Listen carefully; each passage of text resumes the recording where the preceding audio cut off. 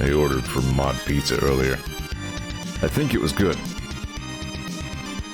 But it was hockey puck temperature by the time it got to me.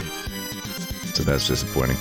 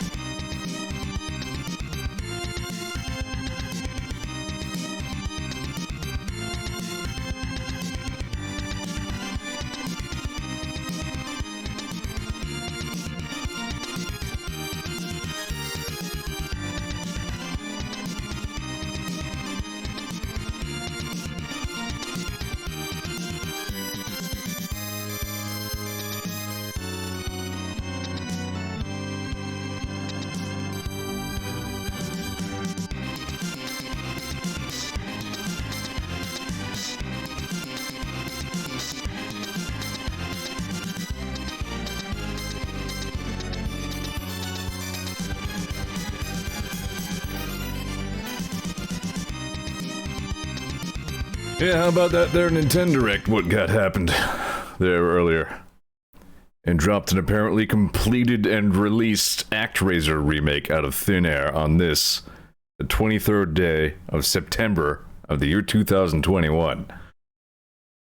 A lot of people are saying how this Chris Pratt Mario thing proves that we're in some kind of forked Doom timeline, but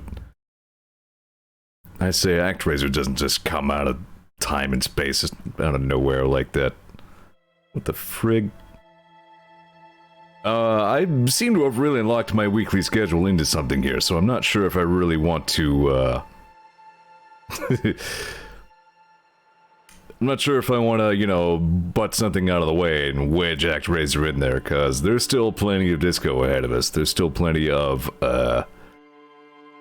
Arkham City ahead as well. Needless to say, San Andreas is going to be around for a while. And, Flashback Friday is going to be Hollow Knight for a while, so, there's an above zero chance that, I may have to pick up the ActRaiser remake, ActRaiser Renaissance, and make that like a Saturday bonus stream or something. We'll have to see. In any case, that's exciting. Oh yeah, also some, like, Splatoon and other things, I don't really know. Anyway. We should play some Disco Elysium. Speaking of Sandras, I was just farting around with that earlier. Is it still? Nope, it's first thing in the morning.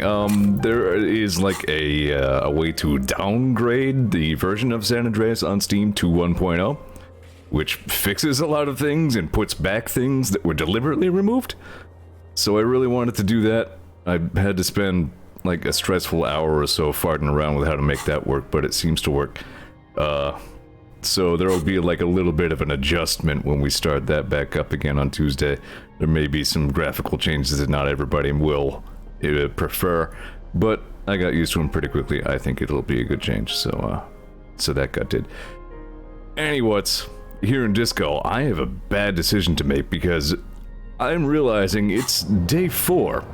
I feel like I'm behind schedule. I may be misremembering that, but I feel like I'm dawdling on some tasks, such as find my gun. This is the 4th day of the gun not being in my inventory. This is problems. I should have my gun. but I was unable to procure the second signature for this white envelope that my good old buddy Everard Clare wants me to get. So that's great, but... You take the legal documents out of the envelope. 12 to 40 month construction period and the zoning plan in the addendum. But underneath all this, Lillian's signature and an empty line waiting for a signee. A loophole. There is no loophole. The simple truth is the current residents are going to lose their street access, and for the next 12 to 40 months of their lives will be dominated by constant construction noise right next door. What are the ramifications of this? Once the construction starts, it'll probably take a few months, a year maybe, for even the most stubborn occupants to get tired of living like this. After that, they'll sell their property for cheap and move out. Is there anything I can do about this? Well, you could trick Everard, get someone random to sign the document. By the time the union boss finds out, your business here will already be concluded. The youth center cuts into the ocean like the bow of some great modern ship. Apparently it's going to cover most, if not all, of the street and the square between the existing houses. It's 3 stories tall. Going to be awfully close to the already existing buildings. Almost wall to wall, practically integrating them into the youth center. This is either an ominous or cool architectural choice, hard to say. My money's on cool, looks like cubic pyrite. Conceptualization thinks it's artsy.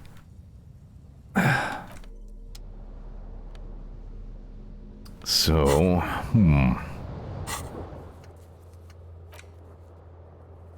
Oh yeah, I also got some medicinal, like 98% alcohol spirits the other day.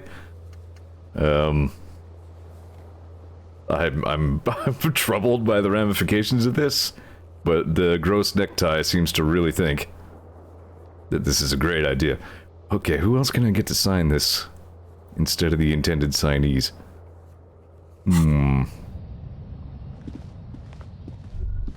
I thought I could just forge it myself. I'm almost sure I did that before. And says so as well. Either spirits or formaldehyde, yeah, who knows. It's a mysterious blue bottle. Guy sold it to me for 3 real.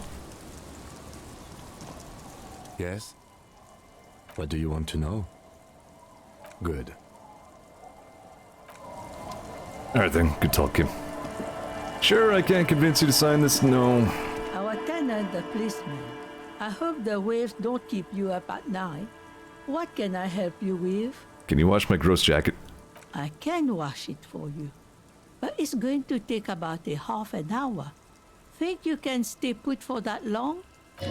Hell yeah. I could use a breather before another rainy day begins. Well, hand it over then, and I'll see what I can do. Must say, I'm proud of this one. It's pretty nice underneath all that filth. I hope you'll have an easier life in your hands. So I found a jacket last time that was actually just kind of a crusty, stiff board of seagull shit, like nonsense. Apparently it was actually a fallen windbreaker. Wow, nice.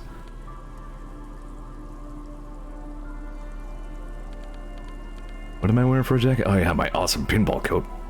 Yeah, I can't take off my awesome pinball coat, sorry. So that was nice of her. I'm really not sure off the top of my head what my other options are for signing that thing. I suppose while I'm in the neighborhood, there is another conversation I do sort of want to get into. Over here somewheres. You know what? No, never mind. That can wait. That'll come up later in the game. I don't need to go over that way right now. I need to start heading east. We need to finish talking with the Hardy Boys. We made a lot of progress with them last time. But we haven't quite gotten them where we really need them. And those guys doing the tribunal with all the guns and the murder are probably starting, you know, to get antsy about all the shooting that they want to do and killing with guns and bullets. The waves are beginning to die down. Look at those little bastards. Simmer down. Simmer down, bastards. Okay, bye.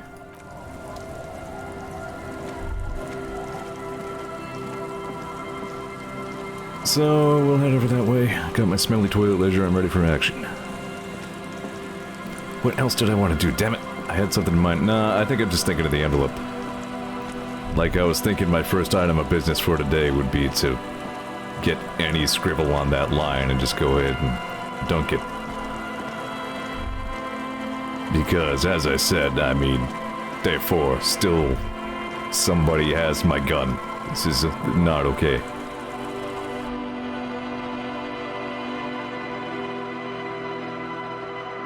Right. Last time we also let Gary the crypto-fascist get away. That eats at me. Sure, I can't just, you know... No. Might be some other check I need to do before that. I don't remember.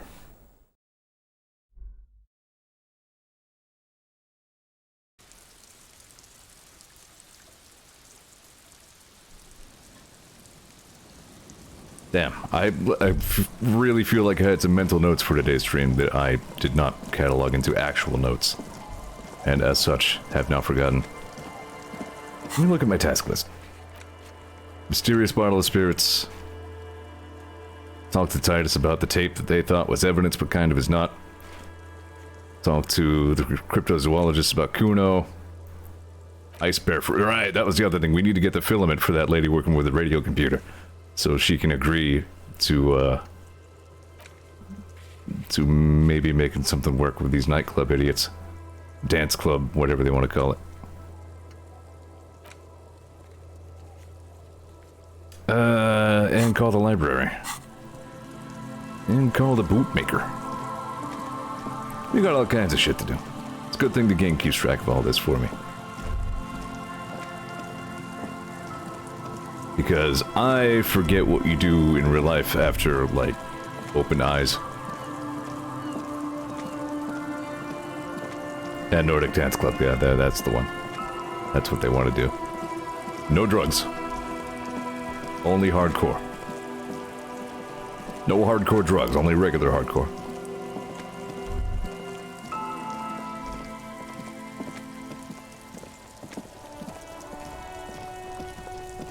There's that music again.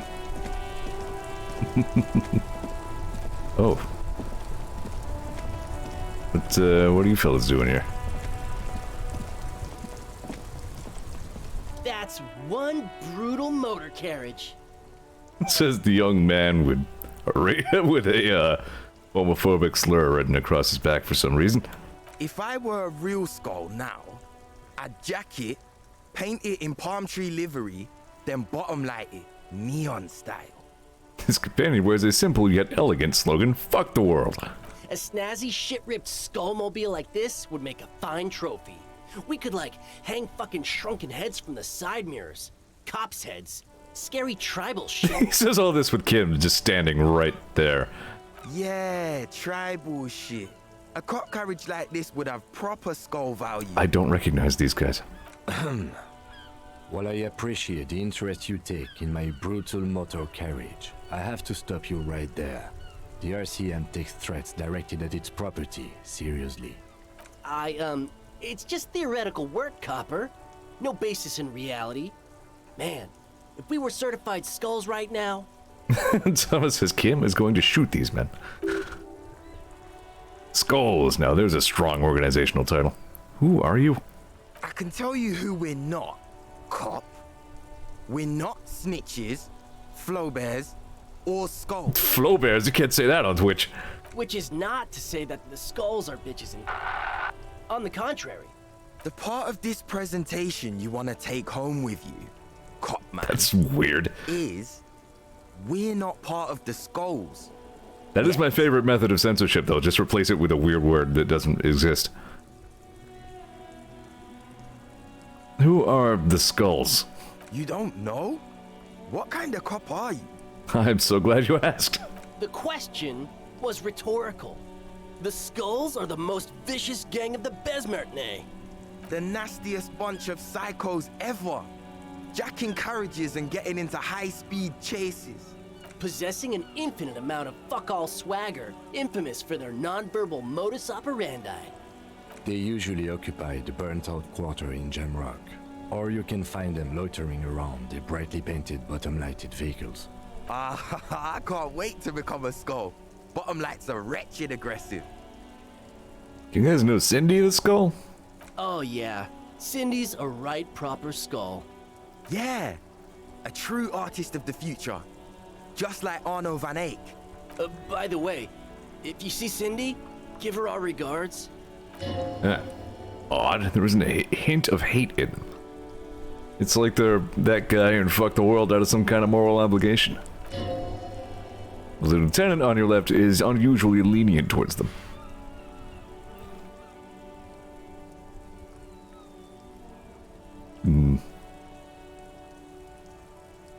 You two into anodic dance music? Oh man, yeah. We're not fucking kids, man. Be wary of the abyss. Why? It's a threat. An impotent threat of violence. I just wanted to talk about music, and now there's conflict all of a sudden. It's too much. That's right. You should back off and let silence rule supreme. And what is wrong with you? You're just empowering these punks. This is ridiculous. Boys, do you know why the gang is called Skulls? Yeah. The skull symbolizes the embrace of death and nothingness, present in all of us. The vehicle of our future operations. Death and nothingness. They're called Skulls because when you are shot dead in the middle of the street, the skull is the only part the stray dogs want to eat. Just trust me and follow my lead. So, boys, want to feed the dogs? No reply. The blonde rebel scratches his shin deliberately, not focusing his gaze on anything. He looks very uncomfortable. The other one shuffles uncomfortably, nevertheless continuing to steal glances at the lieutenant's motor carriage. Enough about this scullery, then.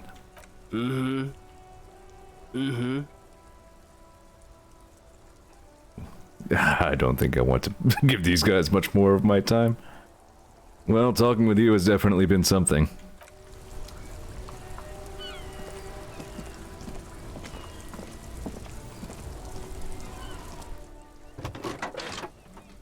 Fuck with me, I'll fuck with you. I'll just fuck with all your crap. I don't want to ask about the jackets. This is Precinct 57. How may I assist you? I'm afraid they're closed. It says They here don't that open the for another couple library is hours. open We should try again during business hours. for- Anything else, Detective? Good thinking, Kim. How about those boots? Yes.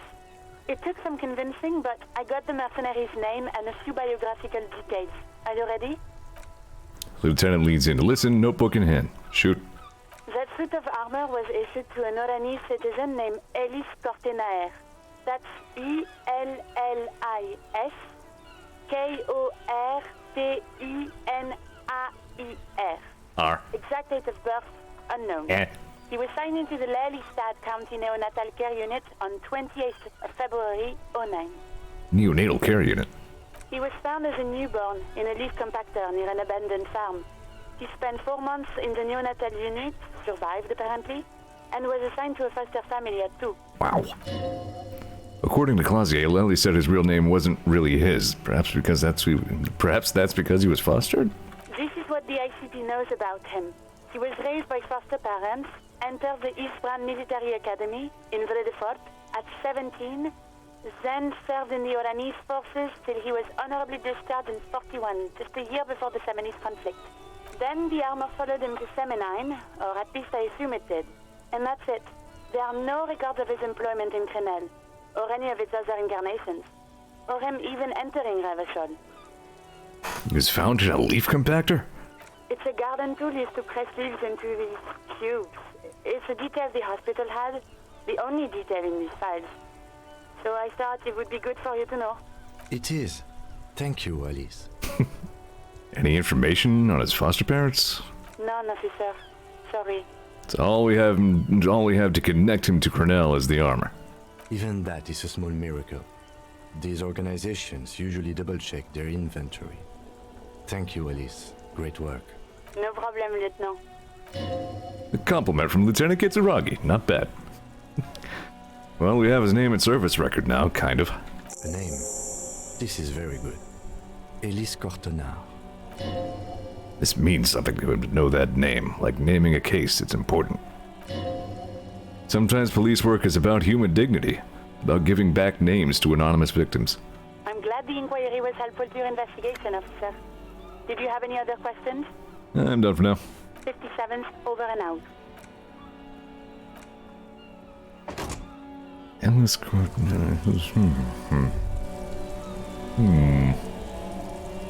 Alright, Ken seems to think there's something good in this conversation, so let's go for That it. ride is fucking lightning. Hey, piss. Look who it is. Shrunken cop. You didn't say the funny onward that time. What's with your jackets? What about them?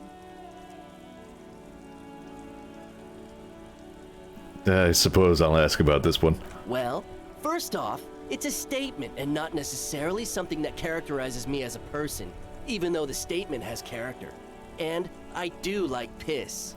The word piss epitomizes the struggle taking place in the world. Things being defined as they seem, not as they are. And I guess it's also about communal spirit, the future, and truly appreciating our differences. Also, you've got to admit, it catches the eye. And since the Grand Piper is slowly but steadily so moving does a tire towards fire. basing the economy on it, attention, it is imperative that the medium itself convey the message. That makes sense. What I mean by this is, we are all piss and that the world is inherently meaningless. That much is true.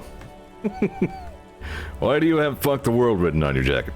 Like I said before, many men keep searching for the one, for so-called true love, which is actually just obsession masquerading as kinship. The thrill of the chase, the hollowness that fills your chest cavity after catching it. I'm wondering if the poetics come with a jacket or if they're derived from something else entirely. To catch a fish, you'll need to hurl the lure many times, and even then it isn't certain that you'll get anything. If you blow up the lake, though, Blow it up! you get more fish in a shorter time. And, for time is of the essence and fleeting ever so quickly, one must think of a way to fuck the whole world and not get caught up in fucking some one. Because when one fucks everything, he fucks nothing. And that, to me, feels glorious. Sticking your dick into the void. Okay. Basically, I didn't expect anything that either of these guys just said. Is it a coincidence that we have here two badass jackets, two badass cops? Hey, Kim, Yes? what do you think about their jackets? Wait, hold on, do you think it's a coincidence? What is? There are two of us, and two of these jackets. What are you implying? Which one would you wear? I'm not sure I understand you, detective. Are you more of a piss fart or a fuck the world kind of guy? Neither. Come on, Kim, it's just a mental exercise. Fine, if only to end this discussion. Theoretically, if I were a juvenile delinquent, if I were to already be down that path, I think piss is the stronger of the two statements. That does work. I feel like more of a fuck the world kind of guy. Seems about right, especially considering your heroic exit attempts. That's pretty dark, Kim. That's an origin story for our dynamic duo right there. So are we done here? Or you don't need us around for your secret whisper party, do you? I don't think I want to do this. I don't want Kim to wear that jacket. I'm gonna leave them with their jackets. That's fine. You wear your weird jackets. That is a wonderful time to level up. Is there anything I need to internalize? Nah. Nah. Dumb.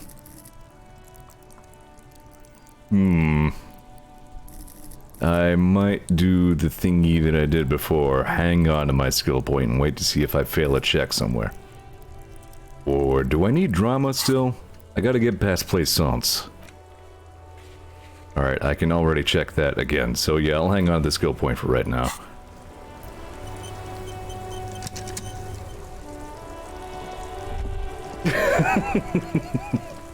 He's kinda right. I mean, one does make a more memorable statement than the other. I can see why you chose that.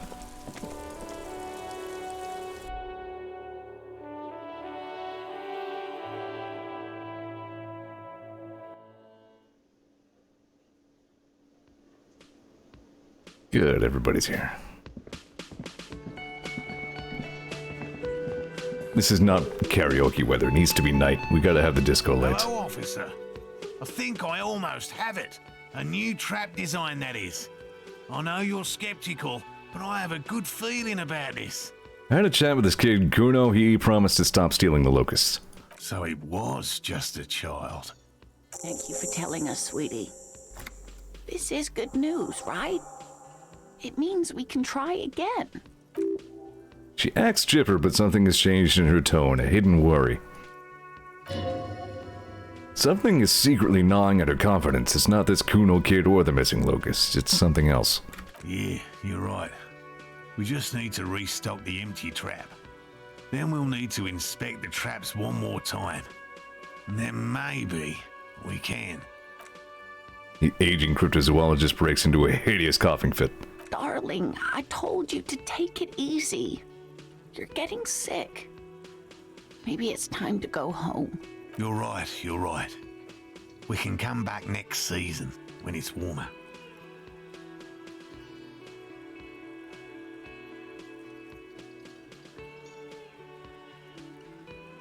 Damn it. Maybe I can... Wait. I'm leaning hard into the cryptozoology angle on this save, so fine it, yes. You've come too far to quit. I'm gonna restock the trap. Let's do this. We are getting really carried away with this, aren't we? Fine, it's better than having these people get pneumonia on the coast. But after this... He wants to see this tale through as much as you. Otherwise he'd have stopped this already, but he cannot let it drag out after this. Really? It's too much, officer. What Morel means is we're grateful for your help. Here's a fresh batch of locusts. They should slide right down the funnel. And thank you again. We will definitely mention you, should this lead to a discovery. I'm not talking co-discovery, of course, but, This would show them all. We need to get you on that list of discoverers, no question about it. I'll get going. I missed a chance to talk to him hello, about... officer. Oh, damn it. I think Gary I eluded me almost again. have it. I can't even A ask new about him now. trap design, that is. I know you're skeptical, but I have a good feeling about this. That crafty-ass crypto-fascist.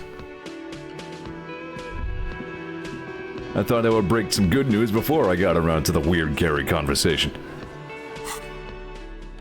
Alright, I better put my smelly toilet ledger away. I might still need authority. How am I on authority? Probably don't have much that boosts it. Don't I have some boots? No, that's perception. I have a whole bunch of dumb shit that makes me less authoritative.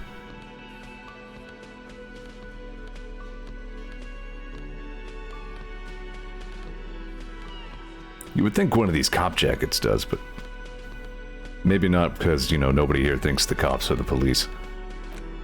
Box of locusts. Good.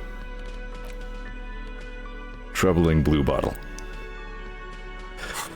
Alright, let's see if I even remember this conversation well enough to pick it back up. What is it?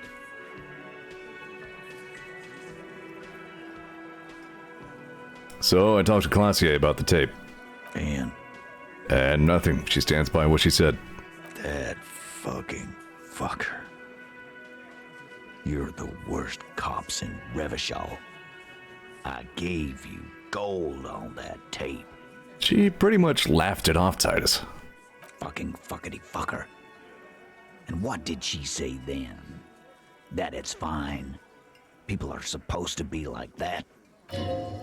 Sounds like you wanted it to change her mind about the hangman. This is definitely personal. Actually, I think it made her a little nostalgic. Yes. In fact, I think she thought it was a little funny. Funny. No good goddamn psycho whore. Alright. All fucking righty then. I guess it's good then. That fucking... Please try to control yourself in the presence of visitors, Titus. Okie dokie. This is just perfect. Okie dokie. Just fucking perfect. Any thoughts on this, lawman? Be straight with me, Titus. What really happened? I already told you. We fucking hanged him. There's less gusto in his voice now. His men, too, are growing increasingly silent. Come on, Titus. The stakes are too high here. There will be blood on the streets. The tribunal, remember? I know you're tired. Why don't you just... You know what? I am tired. I'm tired of you, them, and the whore upstairs. Next time you see her, tell her Titus said, "Fuck off!" This is the petulant rage of someone who's at the end of their wits. That lying, scamming. We're done. This is over. You understand? Your little investigation is over. Yeah. Elaine starts saying something that thinks it's best not to. Hang on one sec here. Alright. On the floor, beer drips out of the can into a small puddle. No one does anything about it. What is this quiet funeral shit? All we need is some beers in us. Bartender, 20 beers for the Dock Workers Union. Why do we make it 40, huh? Why do we make it 100 beers? You're not loud enough. 100 beers? Now we're talking. Hoppity hop over here, cafeteria manager.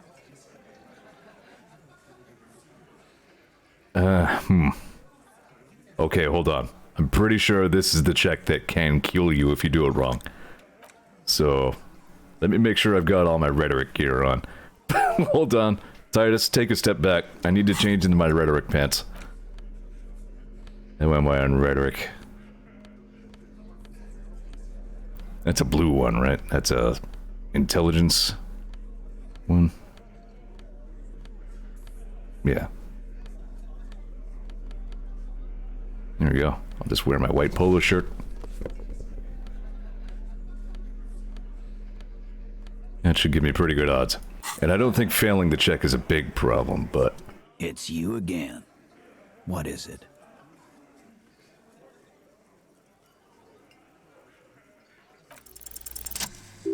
Convinced Titus is being manipulated? You should know by now Titus Hardy will never falter. One of his boys will. Fat Angus, the powerful guy, Mr. All Muscle, the time has come. Put him in the pressure cooker. Just remember, it's more about Classier. It's about more than Classier. It's about these men and Martinez, their district, their responsibility. That's it then, case closed. We're going home, Kim. Huh? Write it down, Kim. At Martinez, they just kill you because they don't like you. Got it. Kill you because they don't like you. All because... Because they like killing. Yeah, we liked it. It was fun, wasn't it, guys? We had a great time. It wasn't for your fucking entertainment, Dennis. They kill you because they think it's funny. You just hang you like in the Dark Ages, make a display of your corpse. It wasn't that. It wasn't... We just couldn't get him down, okay? That's it. That's the weak one. You flushed him out. Now go in for the... Officer, you will be next if you don't shut up. The old man reaches for his belt, but his voice is strangely calm. He's on to you. He knows what you're trying to do. Alright, so... Spoilers, you've had a couple of opportunities now to identify that Angus is the weak point. So you can say this, basically the same thing to either Angus or Theo. If you confront Theo, you lose. He fucking shoots you. You die. End. So, don't confront Theo. If you want to know who Theo is, Theo's the guy who will actually kill Harry and Kim. So, let's not do that. Or what, Angus? You're gonna fucking kill me like you killed him for no fucking reason? We didn't kill him. We didn't even hang him. He was dead when...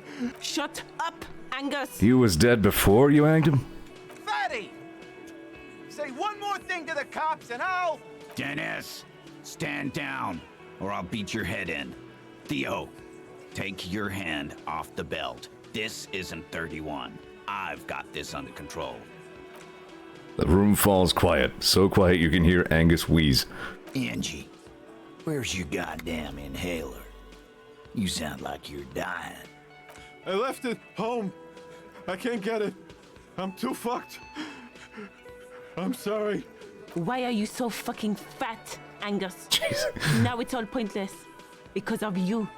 You wasted my time. I told you, Titus. I told you just give her up.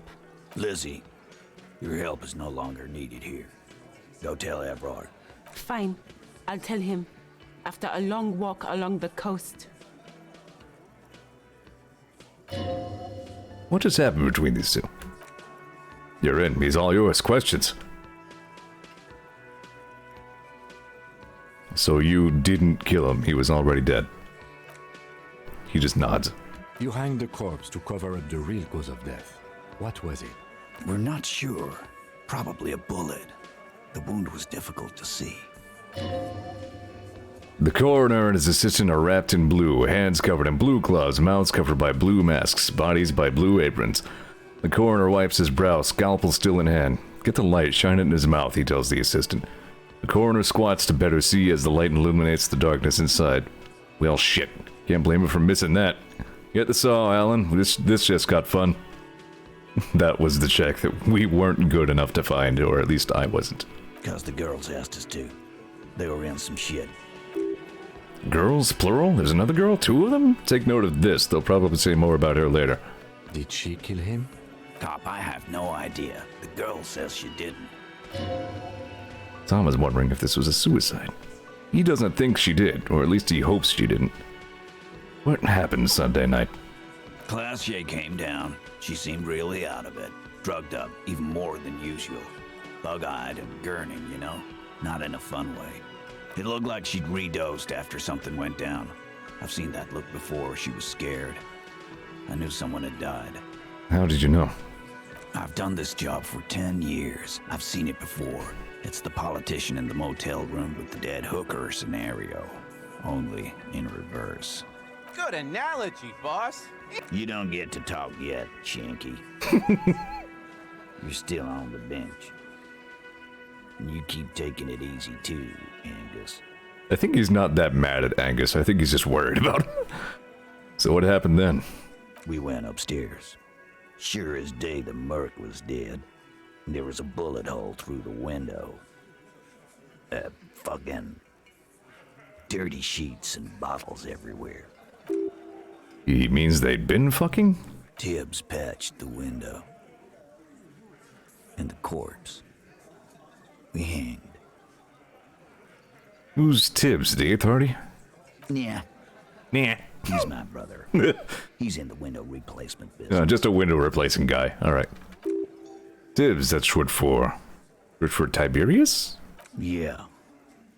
Good man. It's a good name. But their father's named Atticus Hardy. Lucretia Hardy would be their sister. Anyway. If Class A didn't kill him, why the cover-up? You may have noticed our girl's in some shit of her own. I didn't notice anything. What kind of shit are we talking about? The can't show up on police radar kind. There are people after her. From the old world. Where she came from. These people, who are they? They're powerful. Connected to the moral intern. She's clearly afraid for her life. Says if she showed up in your systems, she'd be ghosted away. That's all he knows. That's all she's told him. And why would you help someone like that? By taking on a murder? Why would I? I guess we abide all sorts of runaways and losers here. It's a Martinez thing. So who killed the Merc then? Any leads? Not yet. Just some ideas. She says the shot came from outside, behind the window somewhere. So that's a clue. What are you thinking? I'm thinking someone's past caught up with them. Either hers or his. Hers, you mean? I mean the people after Clausia. Maybe the shot missed. Maybe it was meant for her. I like that. Been thinking the same thing myself. You had ideas about his past too? My dude. One of those mercenary buddies of his could have done it. They got guns, training, Years of bad blood, probably. Or it could have been someone else from Crenell. Tell you what I'd do. Check out the coast for vantage points. Maybe consult with a ballistics buddy of mine. That's what I'd do. If I wasn't too busy doing this clown dance with you. He's calm now. Threw all that turmoil away and became himself again. Kim, we did it. Lieutenant gives a smile only you can see. Whose idea was it to hang him anyway? Hers? In a manner of speaking. Remember the two girls? He may be talking about the other one. Well, you said the girls asked for your help. Who was this other girl? That's right. Was this the other girl? To hang him. It was her idea. I liked it. For political reasons. It sent a good message. It's her, isn't it? The drug trafficker, the missing 8th Hardy. Fella, you think too much. He's off all right. You're gonna hurt your head. Little too far there, but you're definitely right. That woman is just affiliated with the Hardy Boys. You don't know her, anyway. Understood. Can you tell me anything about her? Name, current location? Nope. You're not getting to her. It's Klasia you want to talk to. I don't think I'm gonna be sorry, cop to Titus. Thank you for this, Titus. I'll go talk to her for the last time. You do that. Hey, cop. Before you go, Klasia, came to Martinez to hide. Many of us did. This is where you wash up when there's nowhere left to go. The Union takes you in. Now, she refused that protection. But still, after all this headache. But you'd still prefer it if we didn't take her away. That's right. If we didn't take care of the people who end up here, this place would just be a couple of ruins and some cargo containers. We'll take that into account. So Titus is a real scumbag, but like so many other scumbags in this game, once it's all out in the open and he doesn't have to hide anymore, he's actually a kind of interesting guy. Again? I can't believe this shit. It looks like he really is having trouble believing this shit. He might be wearing a disguise. Good catch, drama. Cool shades. Are you wearing a disguise? Yes, it's a hobby of mine. As if waiting for some kind of reaction or response, something to click. It's not happening. Oh, who is this guy? Alright, see you later. So long, guy who's definitely not interesting or related to me in any way. Just man with wig. Sure are a lot of weird people here in Martinez. Where's my smelly toilet litter?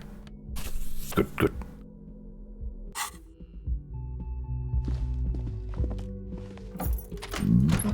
What do you...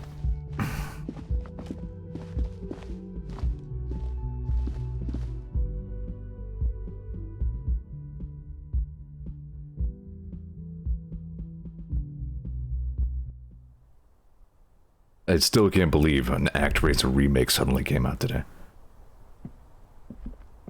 Just out of nowhere. Here. Have ActRaiser again. What?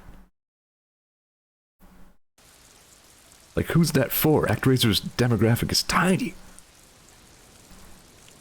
I hope it's good. It might be mediocre. We can hope. It's always good to see you.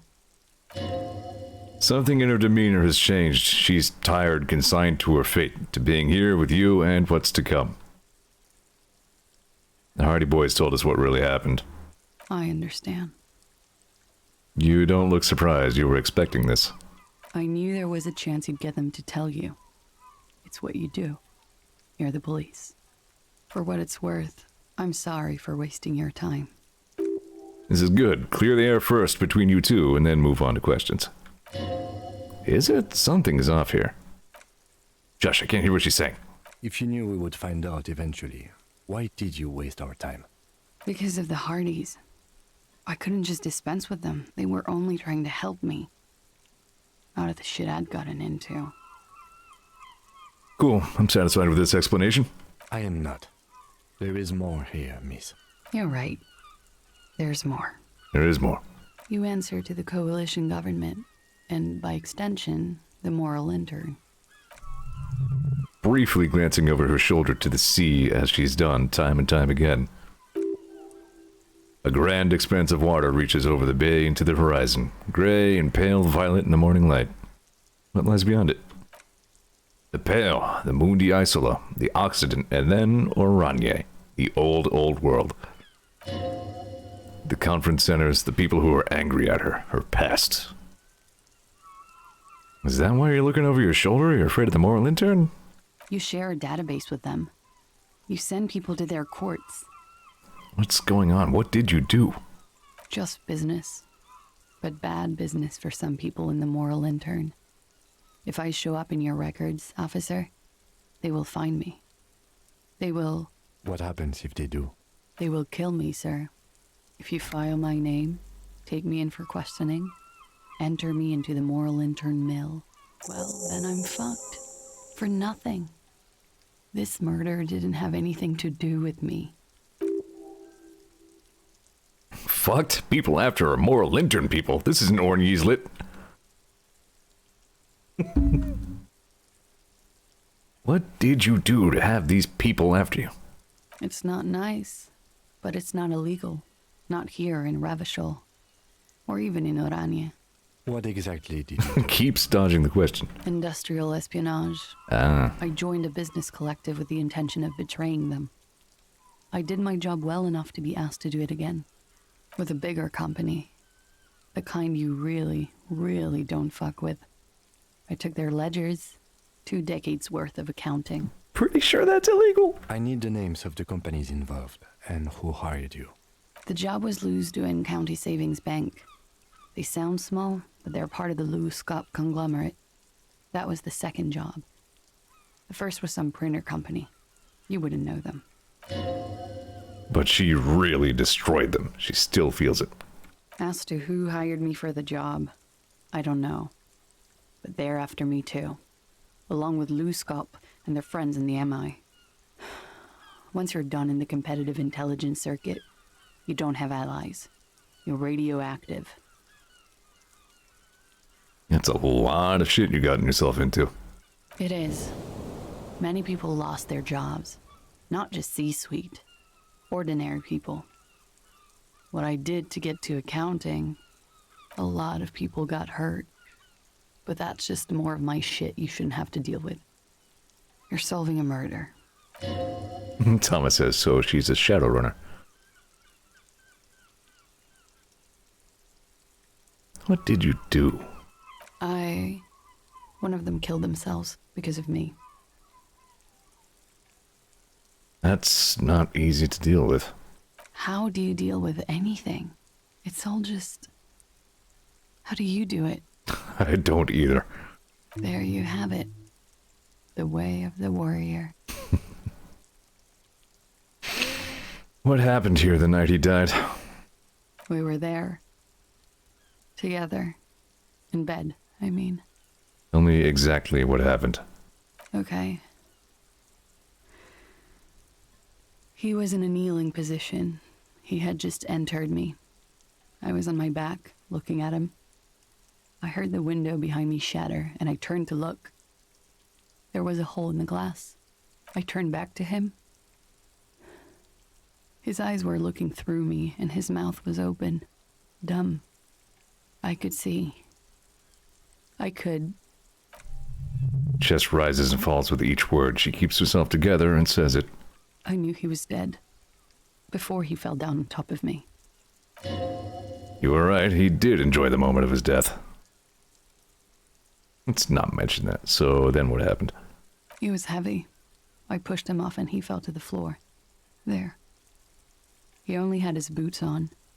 I bit the pillow, not to scream, then ran downstairs. There's a long pause. She just stands there, her arms at her sides. I waited for the second shot to come. For me. I thought there would be one. It never came. She's forgotten about a cigarette. The butt has burned right down to her fingernails.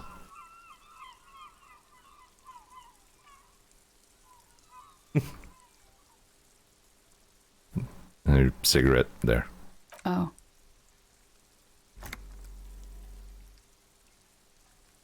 That's a motherfucker. Yeah. It was a real motherfucker. What time was this? When did it happen? It would help us if you could be as precise as possible. 11:30 to 12:15. I don't know the exact time.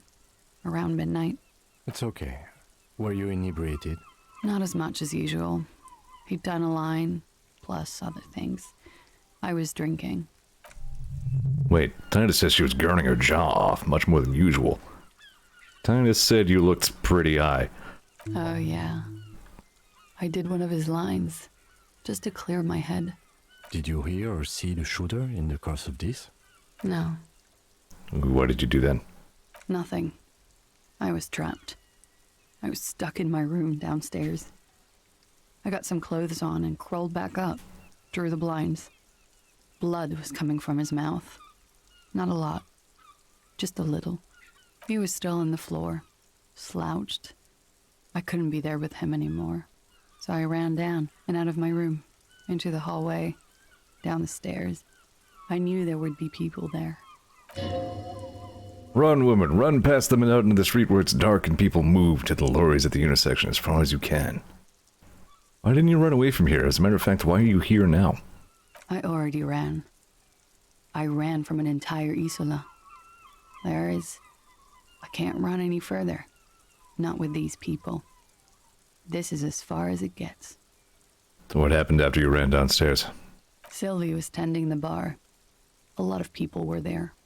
The Hardys were at the table in front of the stage. I think the Union box was full.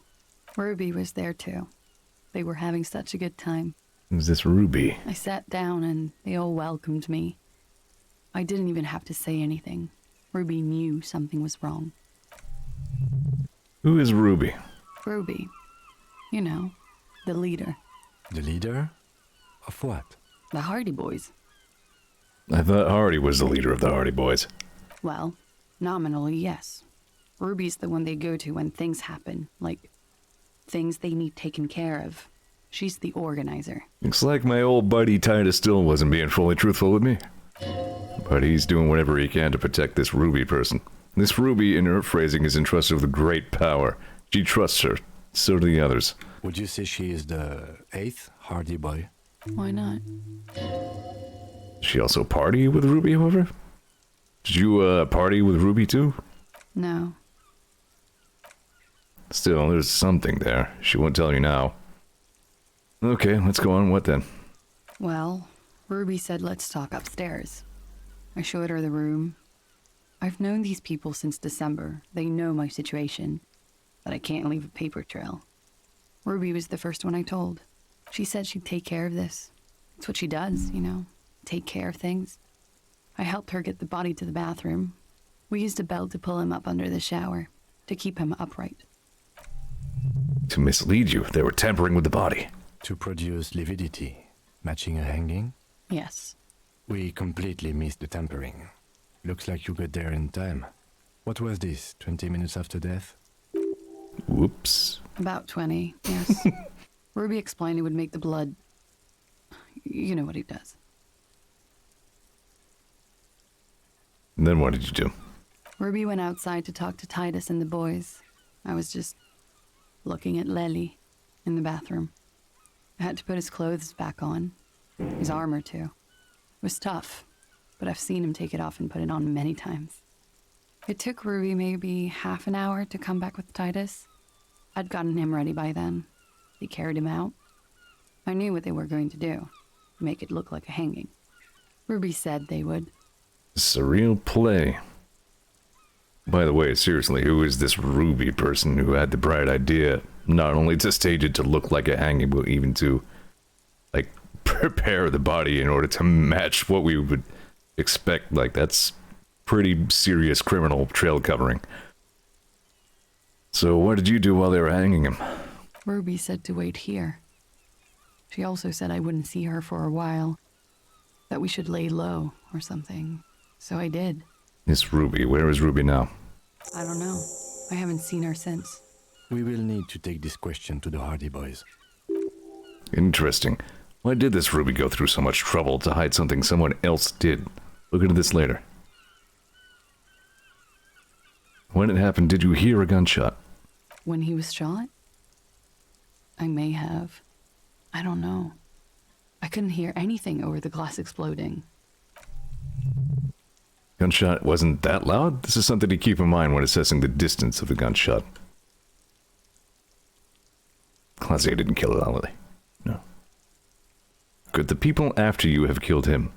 That's the first thing that went through my head when I heard the glass break. And? I thought they'd found me. They've killed him to punish me. All last week, I've tried not to talk to anyone or be seen with anyone so they wouldn't be hurt. I've come to understand, however, this is paranoia. What happened didn't have anything to do with me. It probably didn't. Or I don't know anything anymore. All I do is wait here. We can't go after Loose Cap. Not yet. There are other, saner leads. I don't ask you to, Lieutenant. If there's one thing I know, it's that you'll get nothing from there. I know why she called the cops. When was the window changed? Last week. Angus and Titus's brother, I think he's called Tibbs, took care of it. Should have another look at that window after this. Reconstruct the scene. It's right there. In her bedroom? Inside? Yes. You see the glass sparkling out of the corner of your eye. I think we're done here for now. She nods silently. She doesn't even smoke, just picks up the cold coffee and holds it in her hands. He's thinking, are we done here? Maybe you should take her to the station for safekeeping. She lied to you, and she's a flight risk. No, that won't be necessary. Pardon me. Just leave her alone. She's been through enough. She doesn't need this police brutality. Multiface, I'm beginning to doubt your judgment. Are you sure you're not sleeping on the post? You have to wake this one up with force if you want to continue pushing her. Let's not do that.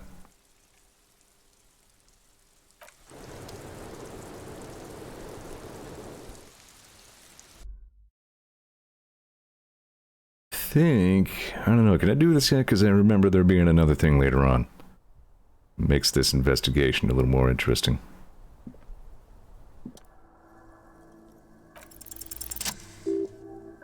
The golden light melts away into the blue, glassy darkness of your mind.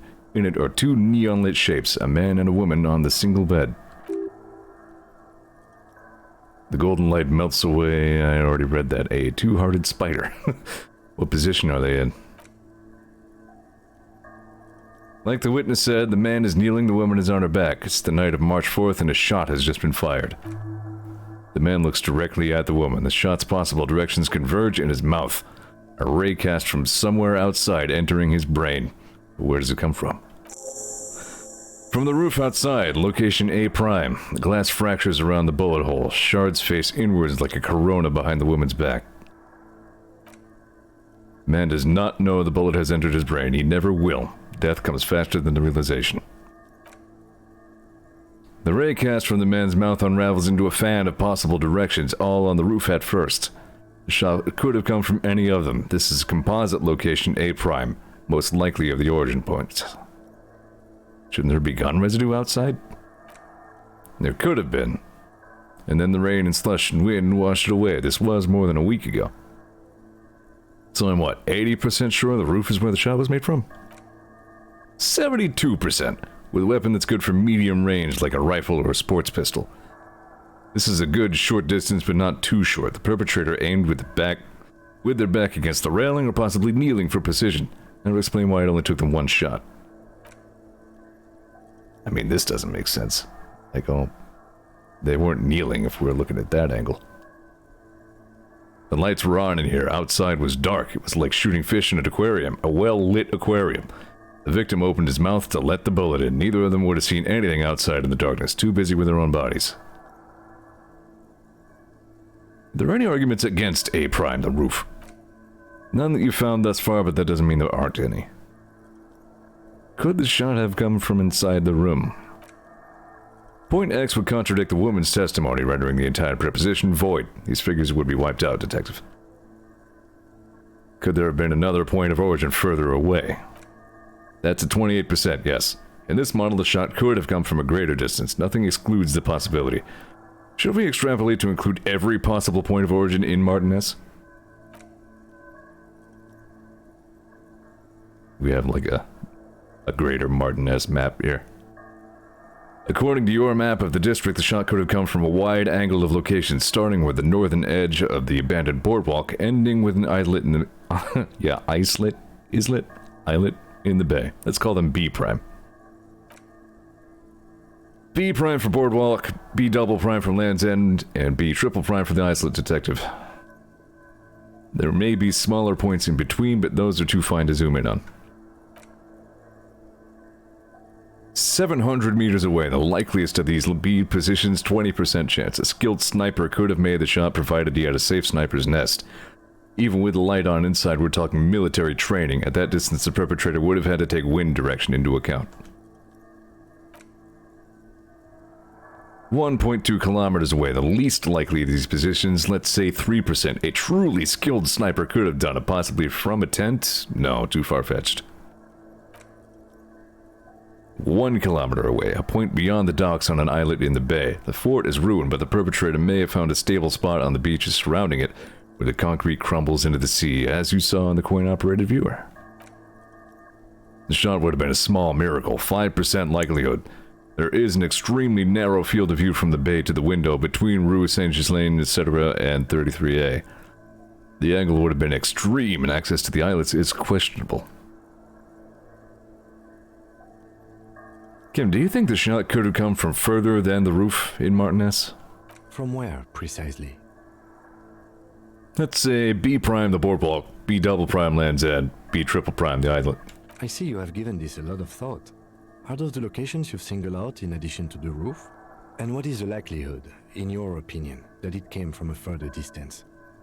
Much less than from the roof, but still. Okay, well, we should see if there is gunshot residue or sniper nest if we go down the coast. Rule these spots out one by one. It would be the diligent thing to do. Until then, personally, I'm going with the roof version. It fits the hidden path through the whirling. Ah, yes. A simple hypothesis. So, like, all of a sudden, we blew this whole thing wide open, and now we, like, know, we have testimony of the moment it happened. And we're putting together the logistics of how it could have been done. We have, like, a cause of death. Which was not hanging, as we were led to believe.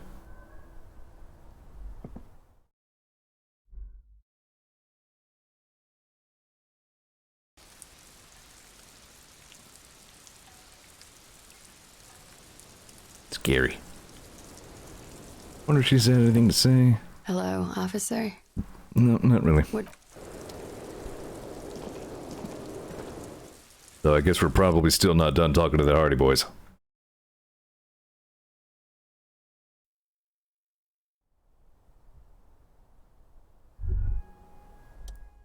You can almost see the shape of a man and woman writhing inside, bathed in drug sweat and dirty linens. No, I don't think we're doing this. Wait, hold on, here we go. I think I could see into Clausier's bedroom from here. You can barely see through.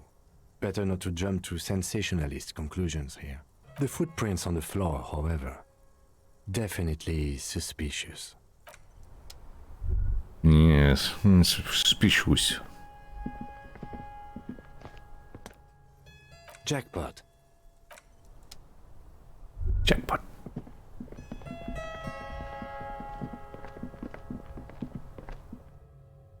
It sounded like the doorbell of the, doomed commercial building, whatever it's called. Who do I talk to? You know what? I think I remember who to talk to about the signature. All these mesmerizing machines just waited to be plugged in and played. The machine feels like it might jump back to life at any moment, the lights illuminating the white-robed woman. What's White Diora? Some kind of inane pinball theme. Probably related to Messina during the DeLorean age. The history themes are the worst. Lieutenant grimaces looking at the machines. Sounds like you don't enjoy pinball, Kim. No, I love it. I love pinball. Who doesn't love pinball? Let's move on. He doesn't.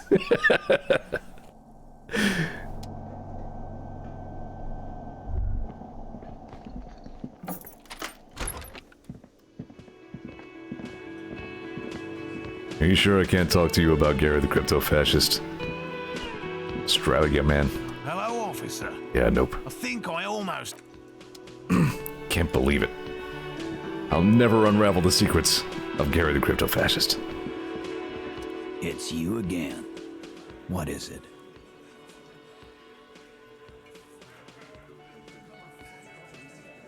Okay, I talked to Classier. Now I need to talk to Ruby. Why?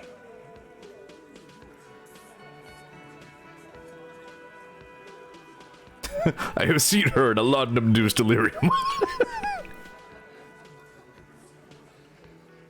A civil war is brewing, and the only way to prevent it is to solve the murder. That means talking to Ruby. Sounds like you want to push this steaming pile of shit on anyone. And now you pick Ruby. Well, not on my watch you won't. Ruby's one of us. We're not gonna throw her under your moral intern steamroller. Fuck that shit. And fuck you too, moral Ruby is missing.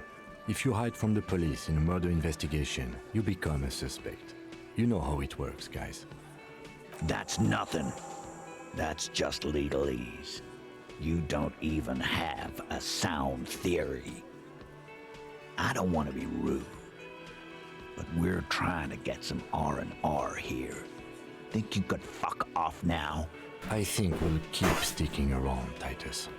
You'll be surprised at how quickly a theory presents itself if you keep looking. A sudden flash of lightning in your neocortex. The hostile cafeteria is lit by its eerie blaze. Floor plans, bullet trajectories, webs of human emotion all channeled into a single thought. Why are you so sure Ruby didn't off him? Because she was here, all night, with us. He's cobbling together shit so he can put her away. It's Cop 101. She was here all night? 12:25 to 12:15? She was here during all that time? Yeah, with us, drinking, near the stage there. She didn't go to the toilet? No. In that whole 45-minute window, she was with you all the time. All right. She took a fucking leak, okay? For one moment. Maybe went out too. She has an operation to run from her lorry. We're not getting into what that operation is again, Cop. That's probably for the best. Don't break your stride now. And just 'cause she was gone for 5 minutes doesn't mean she magically got to the roof and shot him. I've been through this. It's not plausible. Alright, we're in. We've got Ruby unaccounted for some time during the window. This was crucial. Now let's place her on that roof. You've got his attention. Don't ruin it by making weird claims. Remember, you can still mess this up. There's a secret route in the kitchen that leads straight to the roof. How? Through what looks like an abandoned pinball workshop. People say there was a pinball arcade here, sometime before the hostel. What was it called, Theo? East Delta Pinball Arcade. Weird place. Went bankrupt. Weird. Oh, you're wearing the pinball maker's coat. What do you mean weird, Theo? It was run by a fella called Nerflock something, who wore a yellow dust coat like the one you have on right now. Weird guy. Never liked him. Okay, but how'd you get up? There's no room for a staircase in this building. Or an elevator, for that matter. First of all, there is an elevator in there. Secondly, remember where we found the key? The elevator is outside the building. It's an old dumbwaiter used for moving pinball machines up and down from the workshop. From there, a door leads straight to the roof. You can just step outside. Ruby could have gone up, shot him, come down. All under 7 minutes. That's quite the theory. We need to have a look at that secret passage, boys. Titus clearly hates this, but he has to admit, like, everything you said is true. All that is possible. I'm on it, boss. Right when the law clears, me and Angus are going up there. It's a dumbwaiter, not an industrial lift. How about I go instead of... Just now. You got something else to back this route up? Or is that it? Have we firmly established that Ruby could have had access to the roof where the man was shot? Firmly doesn't go well with could've. There's a route to the roof. Me and the boys need to check it out. That's what we've established. But a route does not put that bullet in his head. A gun does that. And Ruby doesn't carry one. Phase 2, murder weapon. Get a gun in her hand. If not that, then at least a shadow of doubt in the shape of a gun.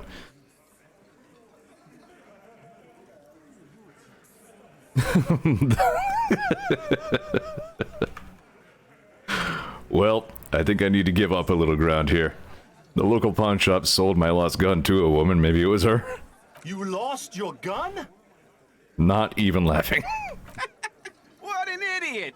Tell me, did you lose it before the murder? Oh. You didn't. And Ruby didn't use your lost gun to kill him. Stop thinking about your lost gun, damn it. You'll get a heart attack. This was merely a thought exercise. He did not lose his gun. Let's move on.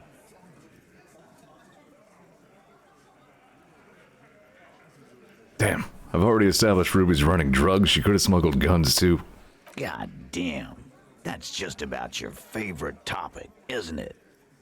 Every fucking 5 seconds.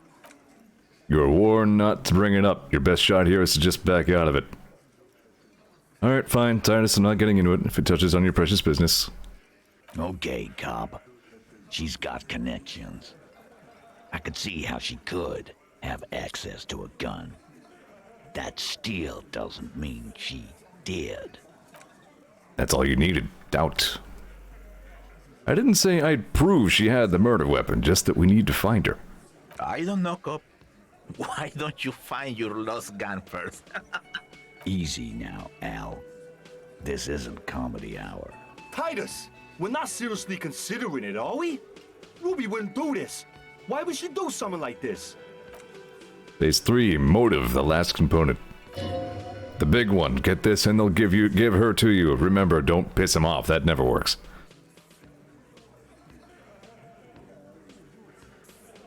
It's not why did she kill him, it's why did she organize the cover-up. And I suppose you have a theory on that. She could have just been covering up for herself, Titus. Think about it. Why go through all that effort? It was her idea, wasn't it? The hanging.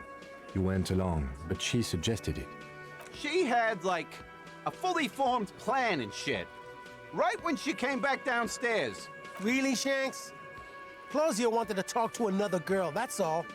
She was just the first one up there. I could have come up with that plan if I'd have been first. Time for a logics demonstration.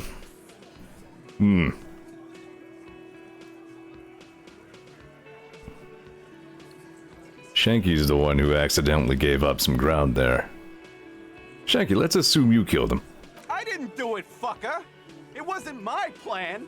You probably did, though. It's just a thought experiment. Think, Shanky. You killed him. You got up there, shot him, cut down. Would you prefer to go on trial with your buddies as part of a lynch mob or alone for committing murder? Fuck you, man! I would never fuck my guys over like that. She didn't either. She would never do that. Why aren't more of you defending her? This is fucking stupid, Titus. Glenn, I thought the same thing when she skipped town and left us in this shit. Oh, so he didn't rule her out completely, and she skipped town. This is good. Titus, you have to see it. Things don't add up. We need to talk to her. Silence. He looks around the room. The old man in the corner nods. A very small nod, and a trickle of tobacco spit on his lip. This is the only opinion he cares for. Yeah, I see it. There's one more thing I've been wondering about. Ever since you asked me where she is.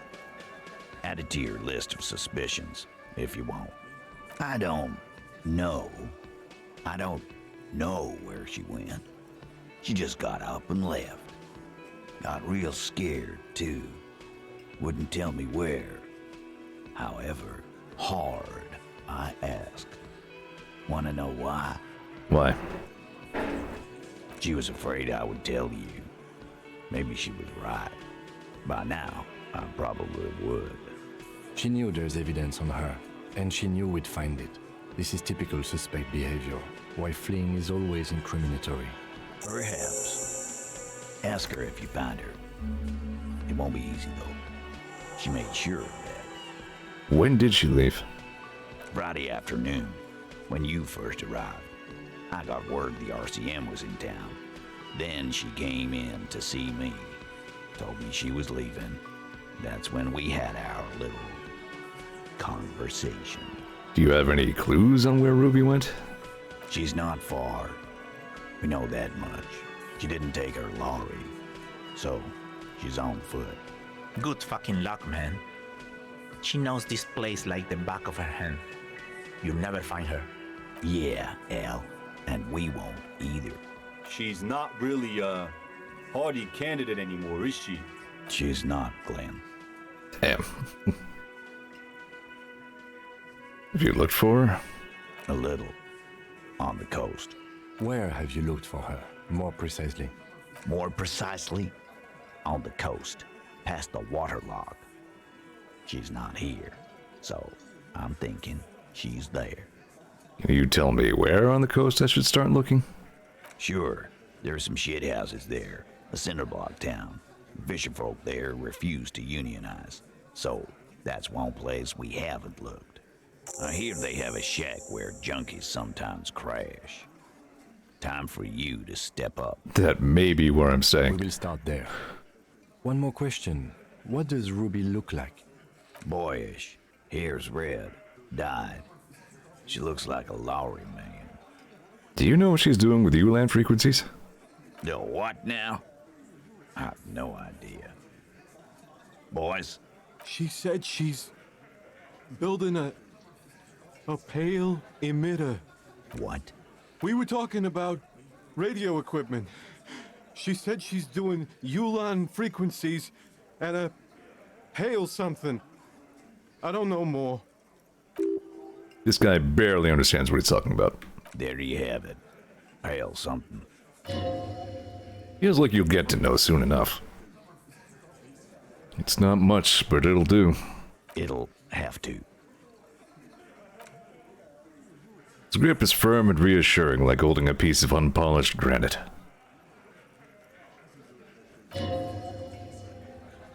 Not just granite, tightly packed RCM sergeant material. You should be a cop, Titus. When are you gonna get it through your dumb head? I already am. I just wasn't sure you were. And he still isn't. People aren't afraid of good cops in the way Ruby was afraid of you, he thinks, and turns back to his men. Whew. Heavy shit everywhere, but I think we're done talking with the Hardy Boys.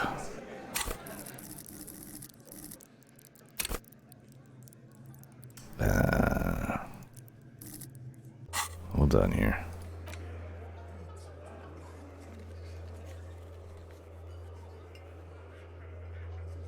Cargo container. Rhetoric skill, huh?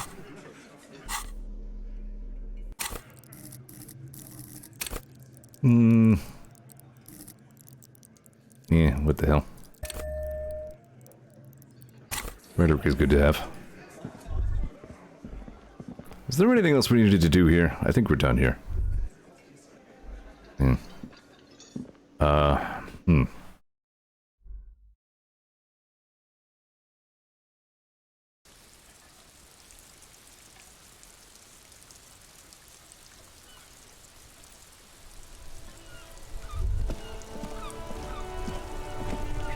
Oh, we can call the library now.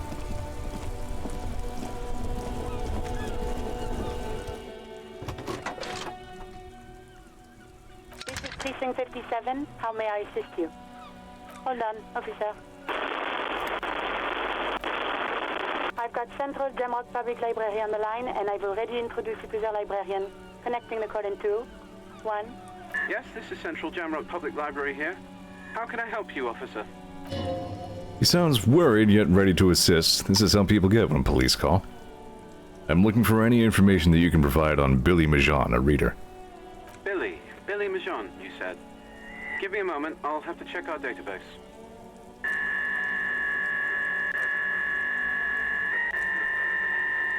Yes, hello, are you still there?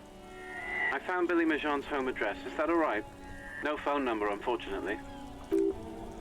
You're too poor to have a phone line. Yes, home address is fine. Here we go, sir. Rue de Saint-Ghislain, 33B, apartment number 20. It's in Martinez, I believe. Capeside Apartments, it says. That's all. It's where the smoker on the balcony lives, isn't it? Do you have any other information on Billy Majan?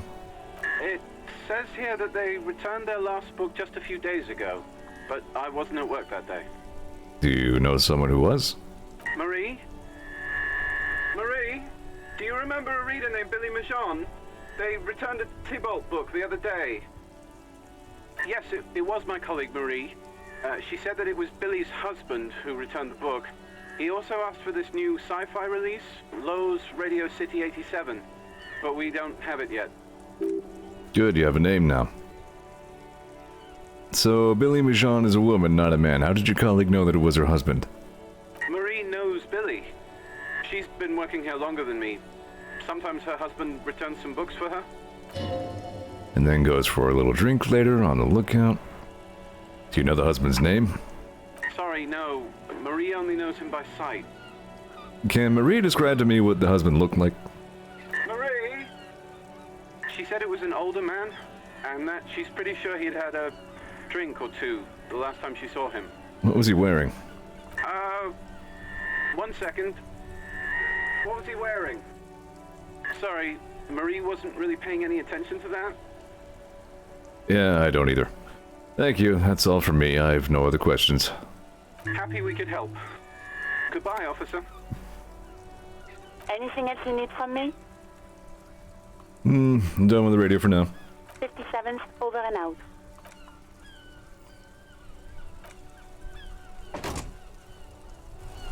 Not much to this case. Pretty much all that's left to it is notifying next of kin, really. That's about it. A guy fell down and died. Close case. Alright, I have plenty of... I think actually what I need is composure for this.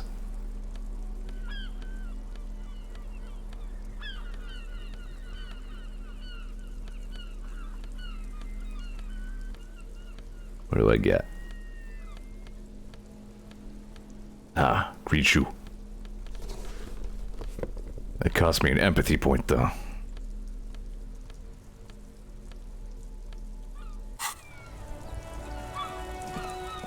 Yep, no problem. We'll just compose ourselves and then we'll go ahead and do that. What would happen if I just plain put the envelope in there without a second signature on it?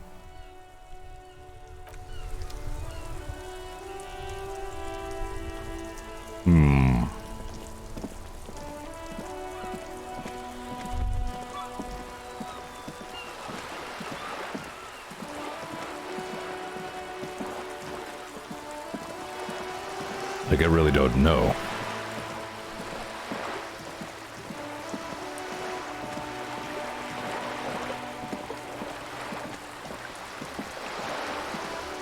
The sounds of this game are just so calming, I guess. There's my little mural. I still love that phrase. Alright, apartment building.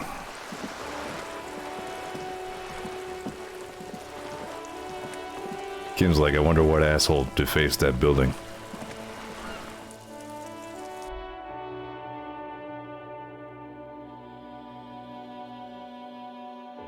He'll never know.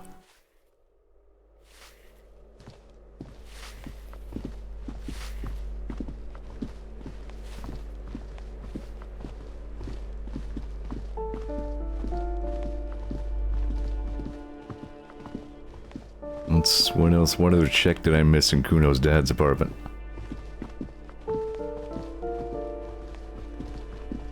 Oh, there's a couple of other checks around here.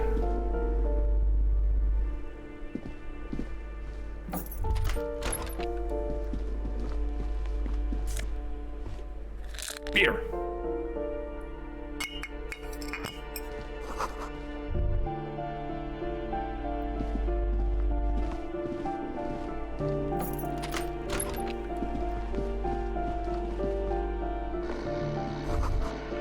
I don't think he's awake. Kuno de Reuter is the name on the unfinished homework. It's from 2 years ago. So his name is Kuno, it's just not spelled as such. I don't think I want to engage with him. I'm just gonna go ahead and leave that door wide open for you. Let some good air in.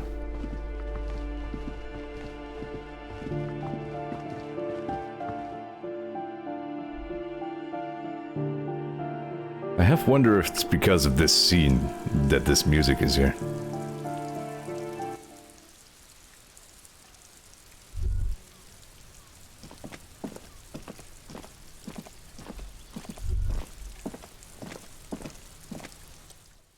Weathered brown door, number reads 20. Something smells good. Soupe l'oignon? Lieutenant motions you to go ahead and knock. This is the door, you already know it's the right door. This is going to be so hard. Don't knock, just leave. You don't need this. You don't need to set it up. Hold on, Kim. We should discuss this before we move on. What should we expect? You're right. Let's talk this through. You hear some light footsteps in what appears to be a daily weather forecast playing on the radio. We have our first preliminary identification. In all likelihood, the deceased is the husband of Billy Méjean. We need to confirm this, as well as deliver the death notification to Billy herself.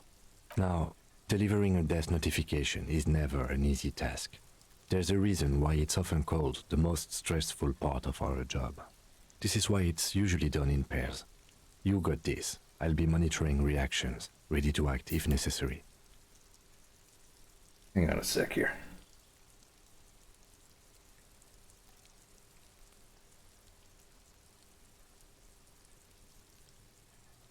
Just get it. Alright. Parts of me are betraying me. Alright then. Do you have any advice on how to tell her he's... Then, just don't say that you know how they feel. You don't. Are you sure? Good advice. Alright, I think I'm ready.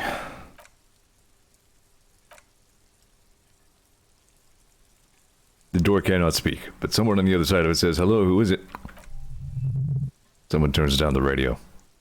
"Is this Billy Méjean's home? This is the police. Please open the door." The police, a moment, please, give us a moment. Tidying up, nervously. There's fear in her voice. She unlocks the door. "Come on in, door's open."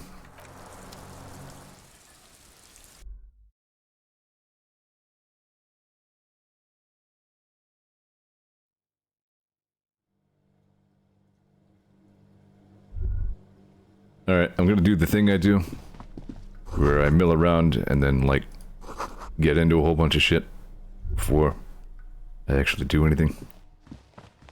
Maybe I won't actually, like, leave the room here. Maybe that would be... Oh. It's you from the book stand. Yeah, it's the lady with the book. I don't think I introduced myself properly. I'm Billy. Would you like something to drink? Tea? Lemonade? We're out of coffee. The lieutenant has taken off his foggy glasses and is busy cleaning them in his handkerchief for now. You're on your own here.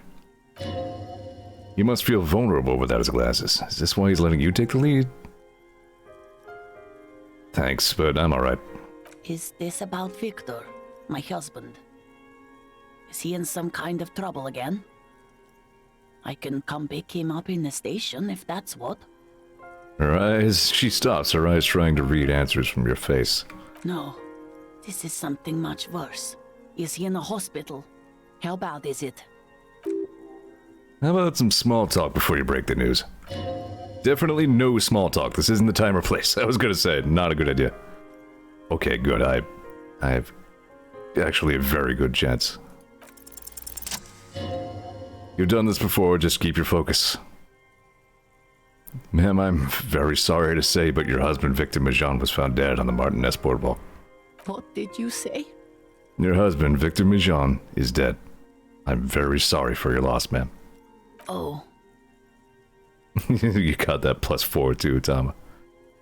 Good old Kim. Oh. But he was just... She looks at the kitchen table where 2 cigarette butts are still in the tray. But he was just here, alive. We understand this comes as a huge shock.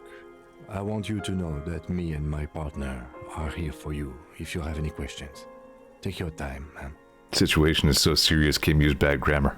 What happened to him? Her neck and cheeks are covered with red blotches, her double chin is shaking. It was an accident. He fell through a hole in the boardwalk and hit his head. Was he drunk? Yes. I see. And you just found him there, lying in the cold. How long had he been there? If you say 2 days, maybe it'll be etched in her mind forever. Couldn't have been long. She blinks, eyes welling up with tears as her hands start searching for something from the pockets of her dress. Here. The lieutenant takes out his handkerchief and offers it to the woman. She nods and slowly wipes away her tears. Is there anyone we could call for you? A friend, a family member, someone who could be here for you? No. I just need to tell my girls. Unreal. God. Should I call them? Should I tell them to come home? No, a day. Now take a day to recover. You'll be better prepared when they come home tomorrow. Good. That's probably the right thing. Thank you. She nods, but with a wretched expression. Just tell me, what do I need to do next? Where is he? Can I see him? We've taken him to the city morgue. The local coroner will be contacting you shortly to arrange the funeral. Here's his number in case you want to contact him earlier. Hands her a leaflet with the morgue's contact information. Very good call. Is there anything else that the RCM could do for you? No, I'll call you if something comes up. I'm still... She rubs her face, runs her fingers over cheeks that have become numb. Thank you. Thank you for telling me. I'll call if... Again, I'm very sorry, ma'am. We should step outside and talk.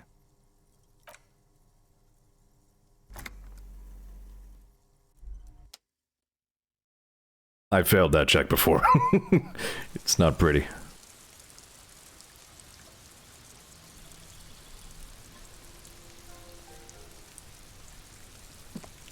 You did well. The balcony feels cool and quiet with a stunning view over the district. But now... I'll call the station when we're finished with the day, and let them know the name of the deceased. That's it? That's it. We should get back to our case now that our duty here is done. What about Billy and her kids? They'll manage. They have to. It's not your place to live their lives. Right. This is closed then. Let's go. Case closed. The guy what fell down.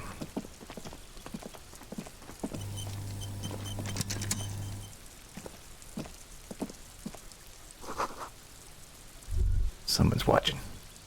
It's me, the police. The pinball police. If you thought the wizard was scary. Yeah, if you fail that check, Harry starts having problems. Doesn't really improve the situation.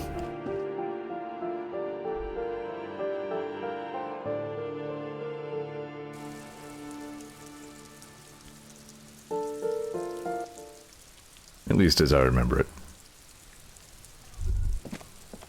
Well... really, my next item of business is this freaking envelope. I don't want it to get any later in the day. Before I get this done, I need to figure out how I'm gonna deal with it and report to Everard. I need that gun. I can't just carry on not having the gun. Thankfully, we're doing pretty well on time. It's only 11 in the morning.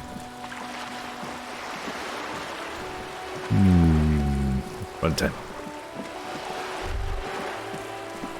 Oh, that's the... I was wondering what that was. It's just the binoculars thingy. I kinda really do want to see what happens if I just plain drop the envelope in there without the other signature. But I think I remember where you can get one that maybe isn't on the level.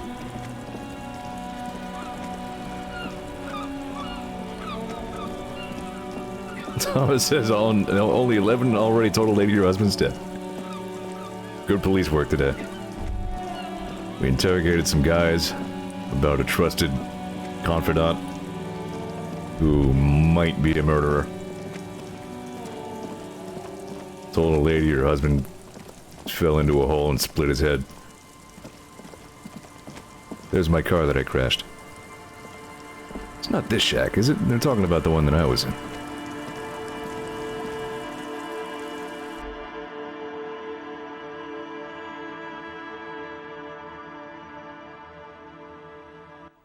Oh yeah, I almost forgot I was supposed to bait the Phasmin traps too. Good call, Tama.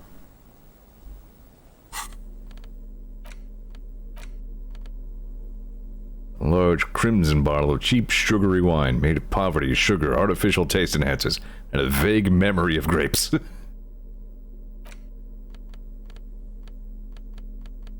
What is going on with these? Empty squares that are being weird. Yep.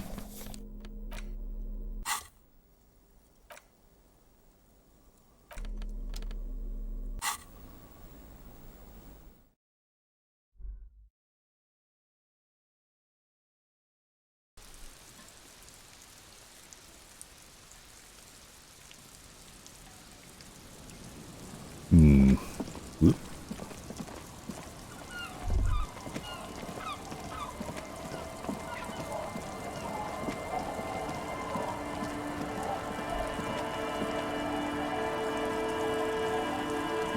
Oh yeah, that's right. We used up a couple of items. That's why the squares would be there. Our tenant, the policeman. I hope the waves don't keep you up at night.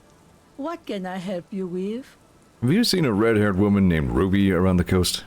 Nay, I haven't seen anyone lately. Okay, well, do you know who I'm talking about? This is my little cinder block town. I know what goes on around here. She's being evasive. She knows something. There was a murder in Martinez. She might be a suspect. We would appreciate your help. Would you now? I know how this world works, and it doesn't work when people tell on each other.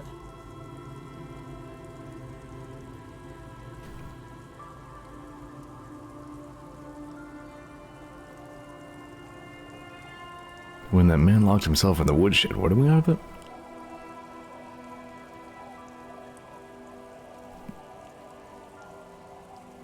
I guess I'll go with this one. This is like when that man locked himself in the woodshed. We just need to help her come out. No, it's not like that, man. With him, we called you. Right now, you just arrived by yourself, like a raven plucking at the window glass. I see. So you know something, but you've decided not to tell us. There's not much to tell. People come and go. Now, was there something else? I see, ma'am. I hope you don't mind if we look around anyway. Should look around your shack. Maybe she's rented it out to others too? Goodbye. You know, I'm still not 100% opposed to just trying to get this lady to sign it either. She kind of sucks.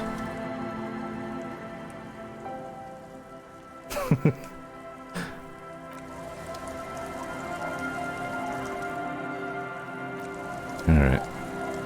No, I don't know who else I can get to sign this. I might actually just take a save. Like a manual save.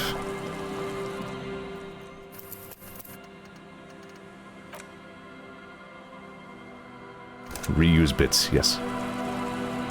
That was, what was that? What check was this?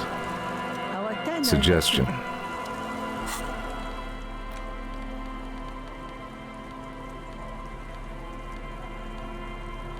is one of those cases where it's awfully hard to be the good guy here. You really want to do Everett's bidding system? Yeah, that is the problem. Alright, yeah, you know what? I'm gonna trust my manual save. I'm going to relabel my manual save.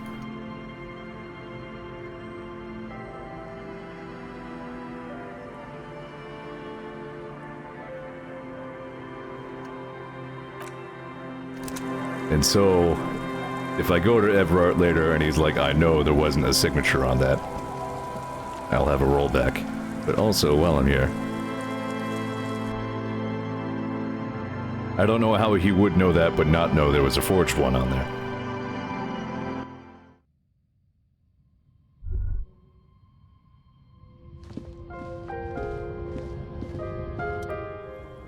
As you look at the floorboards in the corner of the shack, it's clear one of them isn't quite level with the others. Edge of the floorboard next to it looks scratched. The hollow space underneath the floorboards is dark and damp. You can barely make out the mixture of sand and sawdust below. What's in here? Nothing particular catches your eye. Looks like more reeds. There might be something hidden inside the sand, though. Something bad. Someone's night thoughts. A last resort. A bad idea. You stick your hand in and start combing through the sand. Dry, not like outside. Fine dust. And then something hard wrapped in paper. Small cylindrical objects. You pull out a bullet. A bullet. Interesting. The floorboard doesn't care, but maybe the washerwoman does? You have enough to confront her with. Holding the bullet, you get the feeling this wasn't for ammunition against you. It's for herself.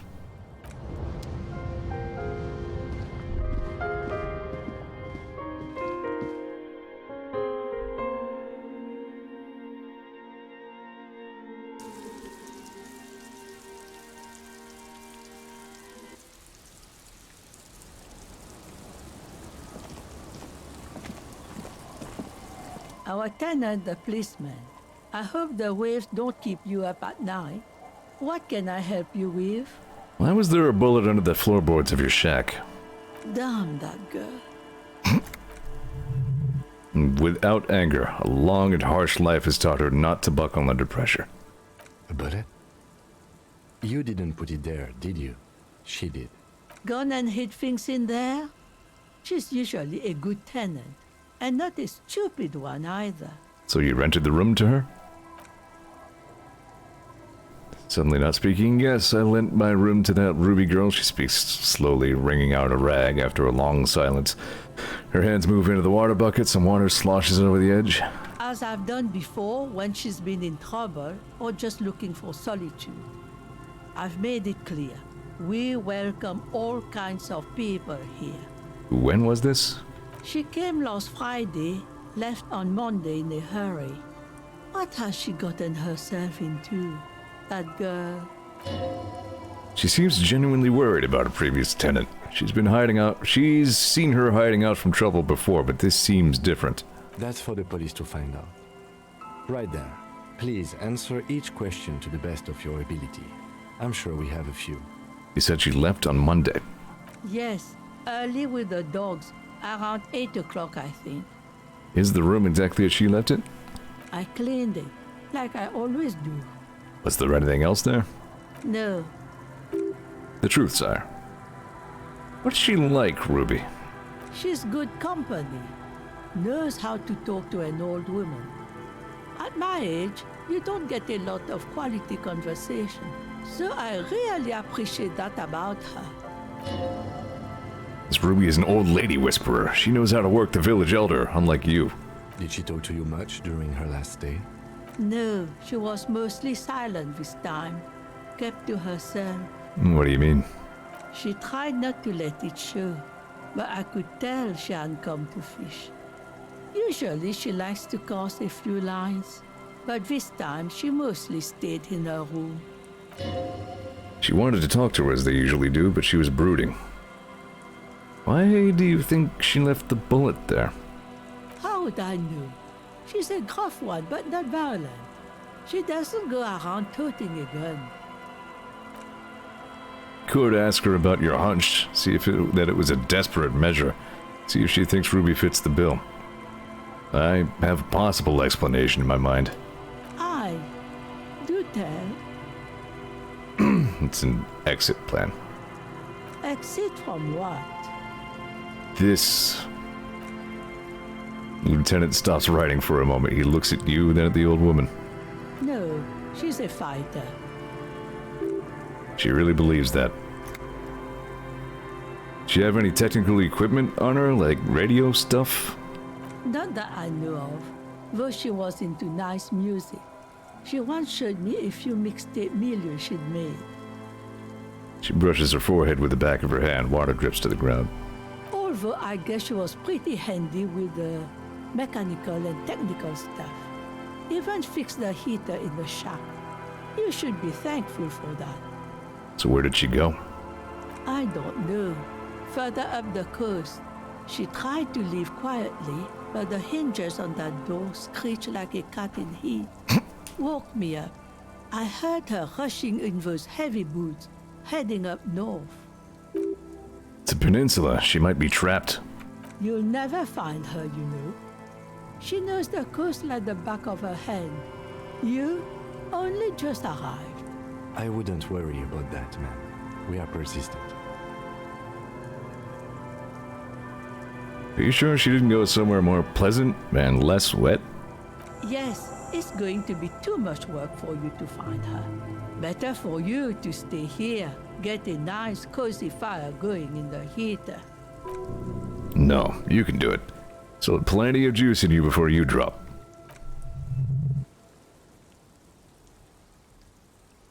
One okay, thing, bye. officer. If you do find her, please go easy on her. That seems to be the common thread. Whoever we ask about her. Like nobody seems to wish harm on the lady driver. She really means it. It's an honest plea. She's a good girl. Whatever she's gotten herself mixed up in. I don't know, man. Selling drugs, tampering with murder scenes, fleeing the scenes. She might not be as good as you think.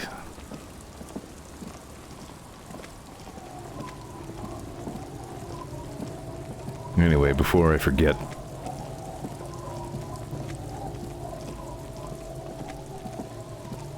As a matter of fact, I think I will revise my save to after that conversation.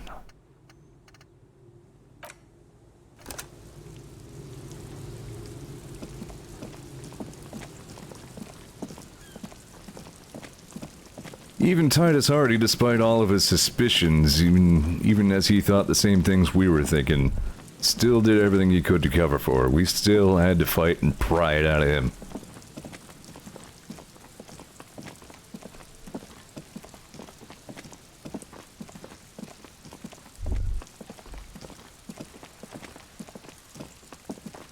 I maybe still need to be wearing the green shoes. I can wear my empathy shoes. Yes. Good. Thomas says, an everyone whisperer.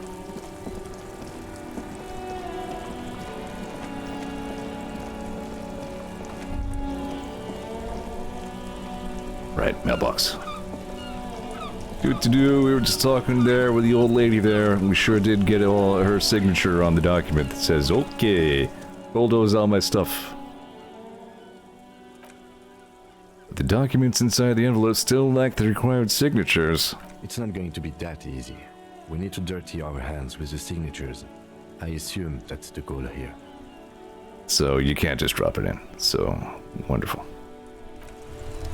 Shit, where do I go then?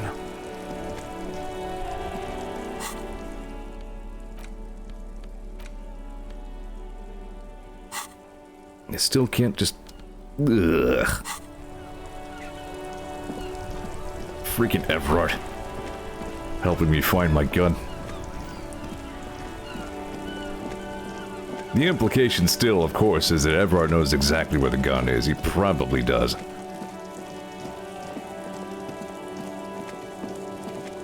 He knows most things. Who else can I get to sign this? The only other people around are the kids. I already looked at the twins.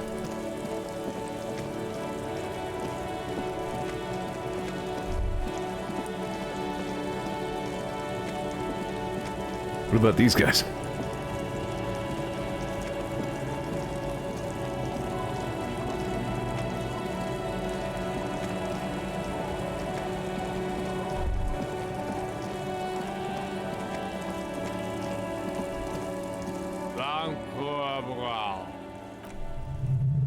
Don't you call her? Yeah! Don't call Abigail! Who is Abigail? Uh-huh. Abigail. Don't you fucking call Abigail.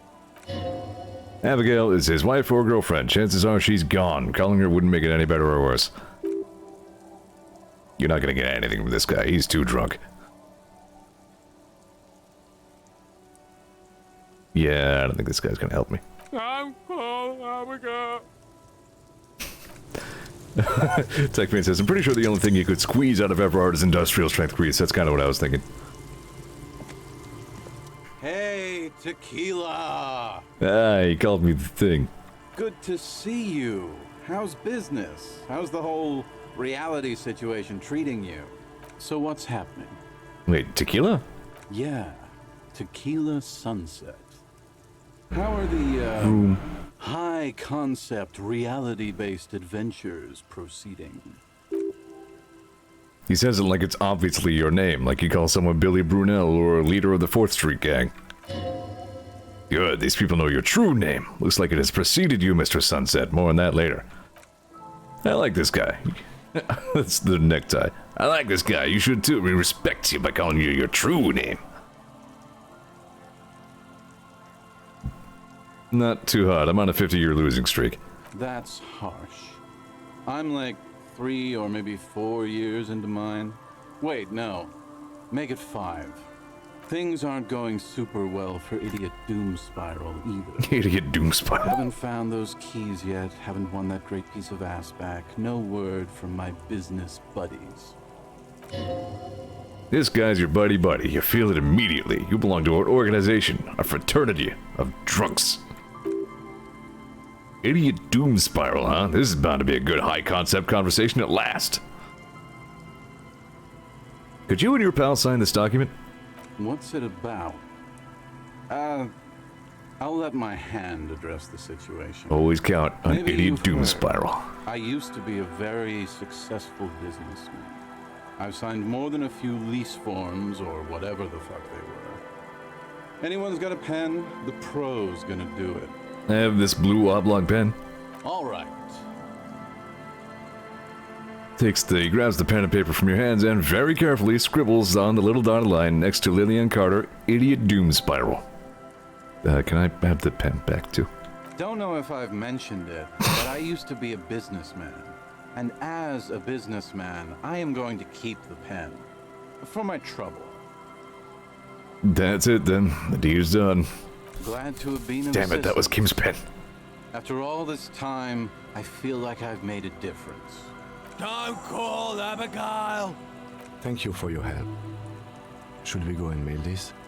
I think I saw a mailbox on the plaza. I want to ask these guys a couple questions first. Okay, what's on your mind?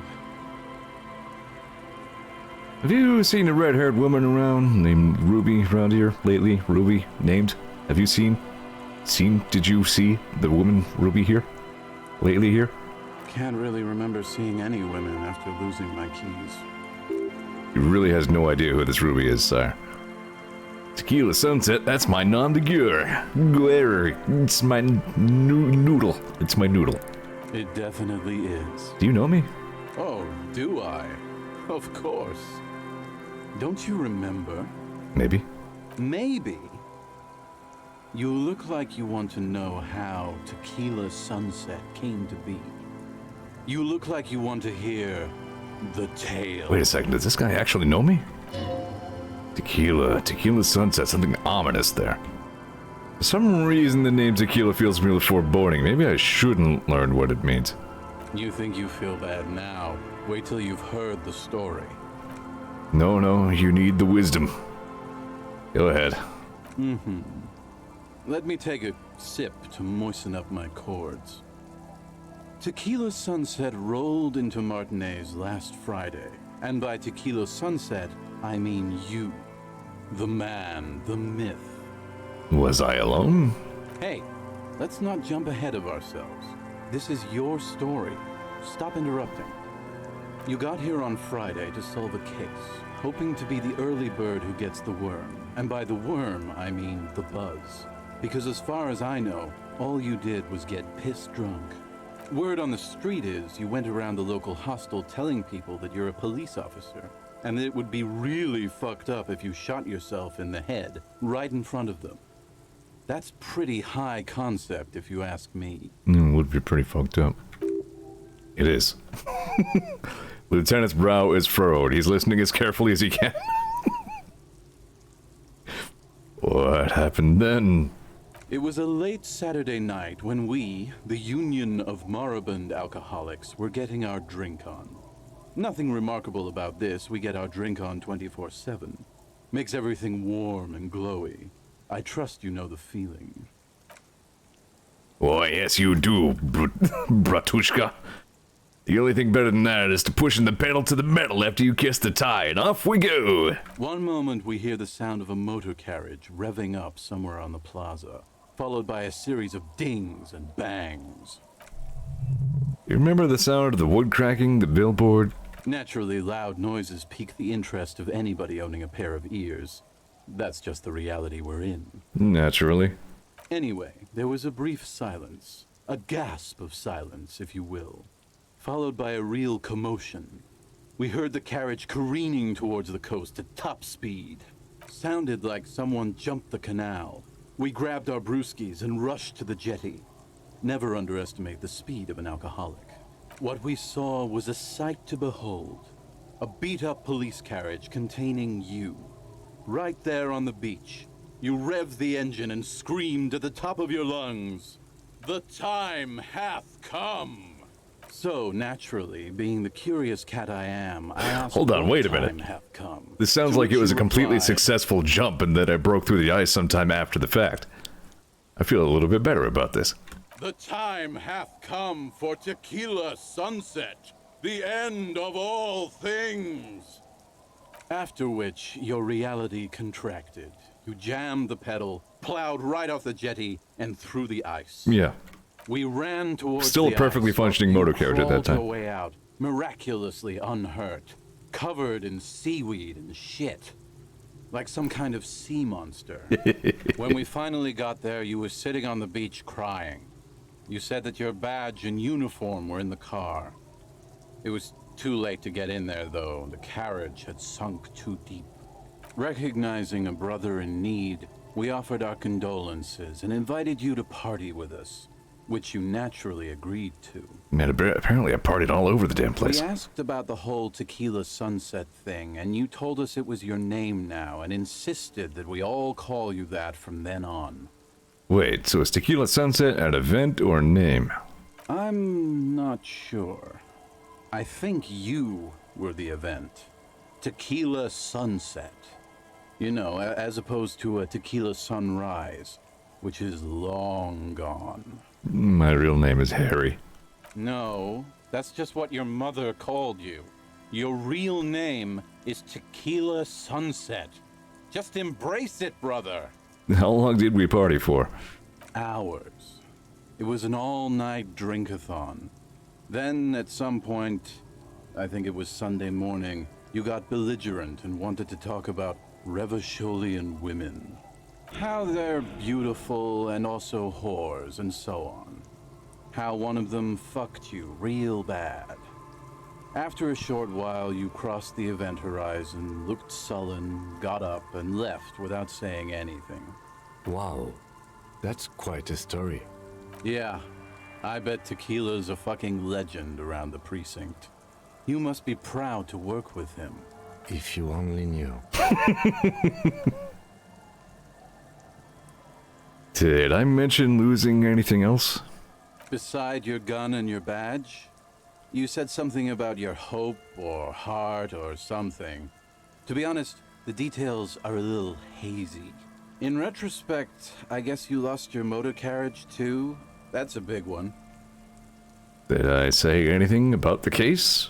Yeah, you said it was no biggie and that you'd solve it in no time. And that you didn't need anyone to do it. You're doing it solo now. A lot of cops go solo and hermit once they reach that level of alcoholism. It's not meant as a joke. He's sorry for the hermit cop. Did you get a read on what kind of cop I was? You kept apologizing for being such a bad cop and for the damage you inflicted on everyone around you. You also kept pausing to knock the heel of your hand against your temples, saying, "Stupid, stupid, stupid." I don't need to hear anymore. It's a hard thing for a man to confront his past. That's why I avoid mine at all costs. You seem like you're characterized by your storytelling ability. Wanna tell me another one sometime? Whoop-de-doo. So now I'm a fucking storyteller. Right, why not? Better than a beach bum. Yes, you want to tell me how you became Idiot Doom Spiral? It depends, really. Are you willing to help me out? You might get scammed here. I have a feeling this is going to cost me a lot. No, the reality of the situation requires a rather modest contribution. A little motivational package. What do you need? Booze. Did you already forget our party? The thing I relayed to you earlier. So, have you got anything for good old Idiot Doom Spiral? A bottle for a story. Seems fair to me. I've got some Commodore Red. Classy. Hey, Spiral Boy, you gonna share that? Don't call Abigail! Shut up, guys. I'm telling a story here. Something happened to you. Something happened to me, too. My actual name is George, but around here, you already know. I was once a reasonably high net worth individual. A founder/junior partner at a high-concept creative services agency. When my story begins, I had just landed a major contract with an insurance firm. Go on. I used the profits from my agency to finance what I called a cultural incubator. Abstract value generation, value per person, high-concept stuff. I developed the paradigm, worked within the paradigm, but the burden of leadership weighed heavily on me. So I went jogging every so often to keep myself sane. Did the jogging help? It did. With my trusty Sansarique tracksuit, I felt like I could conquer the world. But now dreams are worn thin, much like my tracksuit. What happened? One day I left on my evening run. As you may know, it's impossible to clear your head when you're distracted by the sound of keys jangling in your pockets. His eyes are clouded, his dilated blood vessels encircling his irises like stinging brambles. His eyes are your eyes. So I removed the key ring and put the keys for the front gate and the apartment into different pockets to stop the jangling, you see?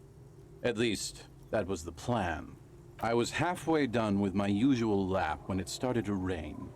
The reality situation became very wet, very quickly. Go on. I made my way back home and discovered that I didn't have the key to the front gate. I'd mixed it up with the key to the letterbox, which was useless. Naturally, the situation required me to climb over the gate, which I did. There was no climbing down because I slipped and landed on my ass. Ouchie. Ouch indeed. Reality was looking rather grim just then. Me lying on my ass in a mud pit in the middle of a heavy shower. But when life knocked me down, I always got up. So I made my way across the yard. Standing in front of my apartment door, fumbling with my pockets, I realized that I'd also forgotten my apartment key. You've got to be shitting me. I wish I were, Tequila. I wish I were. Instead of my apartment key, I'd taken the key to the office. Okay, so what happened next? I rang my neighbor's buzzers. It was late, and most of them didn't even answer. Those who did assumed I was trying to sell them something and hung up before I could even explain the situation. People are naturally wary of ad men, you see. One moment someone chats you up, 5 minutes later you've bought a box of edible lingerie and a strap-on. I don't begrudge them, especially since I was known to be one of the best. Heavy is the head that wears the crown. Just then, I experienced a moment of clarity. I still had the key to my office, I could wait out the storm there. But when I reached my office, I remembered that I'd asked one of my producers to change the locks that day. And since I hired only the best, he'd already done it, and I couldn't get in. Anyway, long story short, life spiraled out of control. I haven't gotten into my apartment for years, and my girlfriend left me because she didn't want to date a homeless man. The company, well, you see where I'm going with this. So you're a man who literally just plain locked himself out of his own life. Okay. So, now you've heard my tragic tale. What do you think? Like nothing you've ever heard, huh?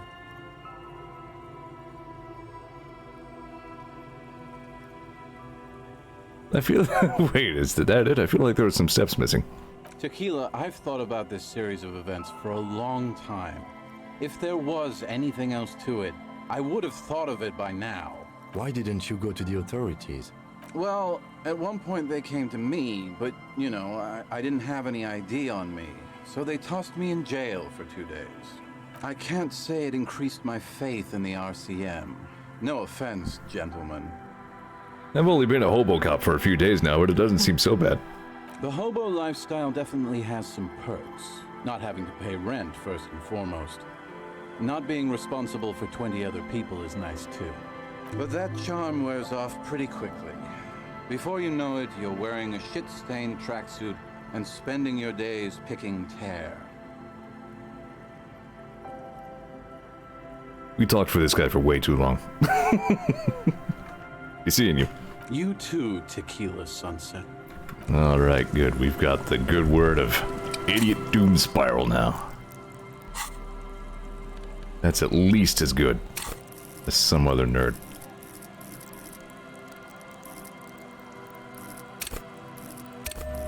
Need more shivers.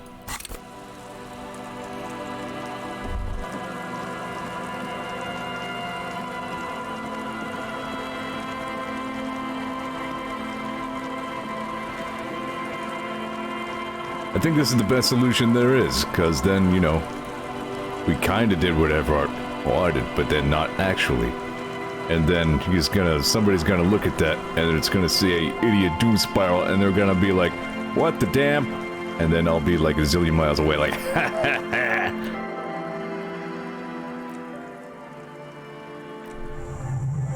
Good, now that's done. When do you think we will return to our impending apocalypse of a murder investigation? Don't answer that. It was a rhetorical question.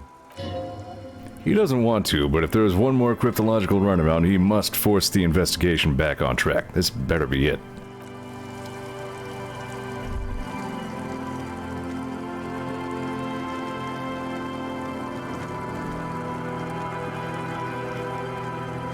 You're running like it's an action game now. I have clipboard throwing powers like the hat in Mario Odyssey.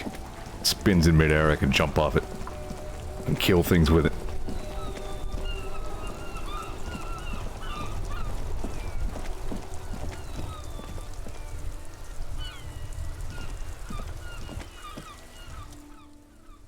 I knew we'd get to use this mailbox for something.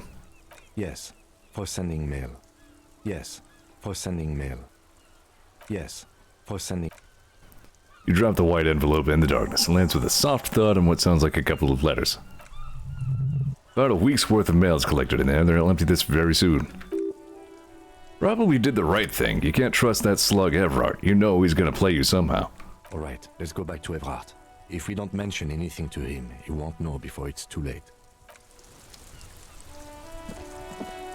Better run. This is important police business.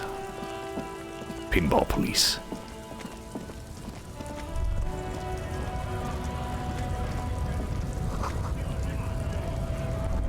Wait a minute. When was the last time I turned in my tear? I probably have found all the tear I'm going to for a little while. There might still be a little bit here and there.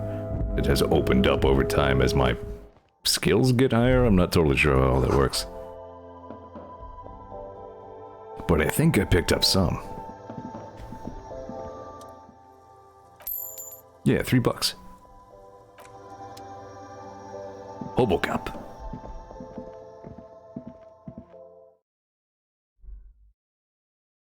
be afraid to say weird things.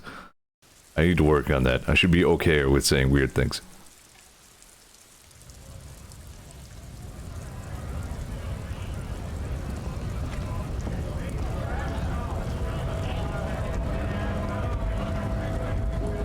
Right to work!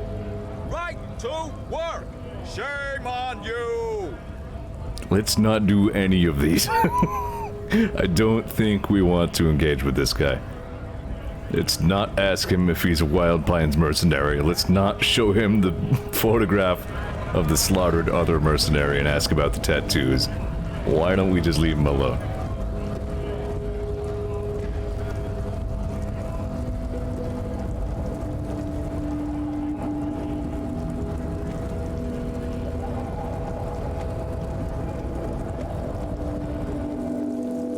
The detective did not come here with his pen, expecting the pen to become the property of idiot Doom Spiral.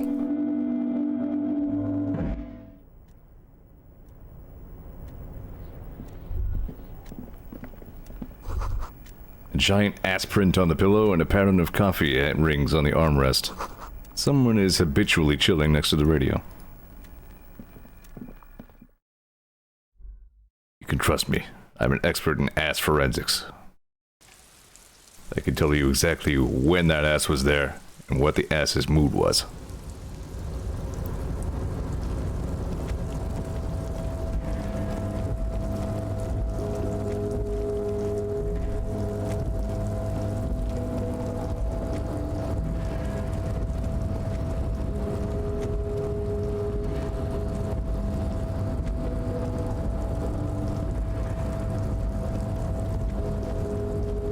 A rhetoric check, right?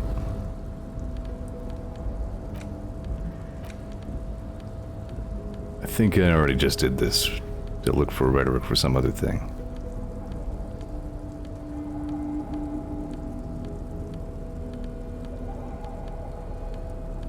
Yeah.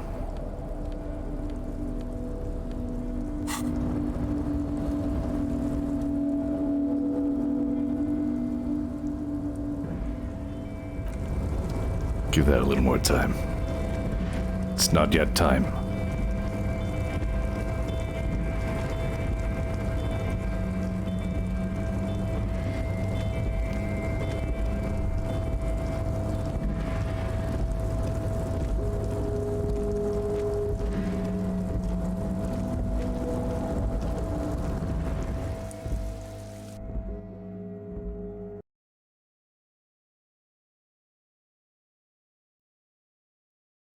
Still have this little Undertale sticker I got from Fan Gamer.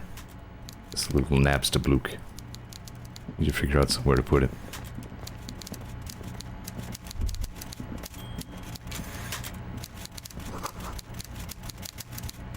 It's not a fishing rod, is it? Looks like a fishing rod. Mr. Dubois, I hear the meeting with Titus was a glowing success. That's such a relief. Titus can be a handful sometimes. Now, what can Everard Clare do for you today? It's done. I've mailed the signatures you asked me to mail. The Golden Boy returns once more. Wonderful. Simply wonderful, Harry. Of course. I already knew this. My friend, the mailman, confirms the letter is on its way.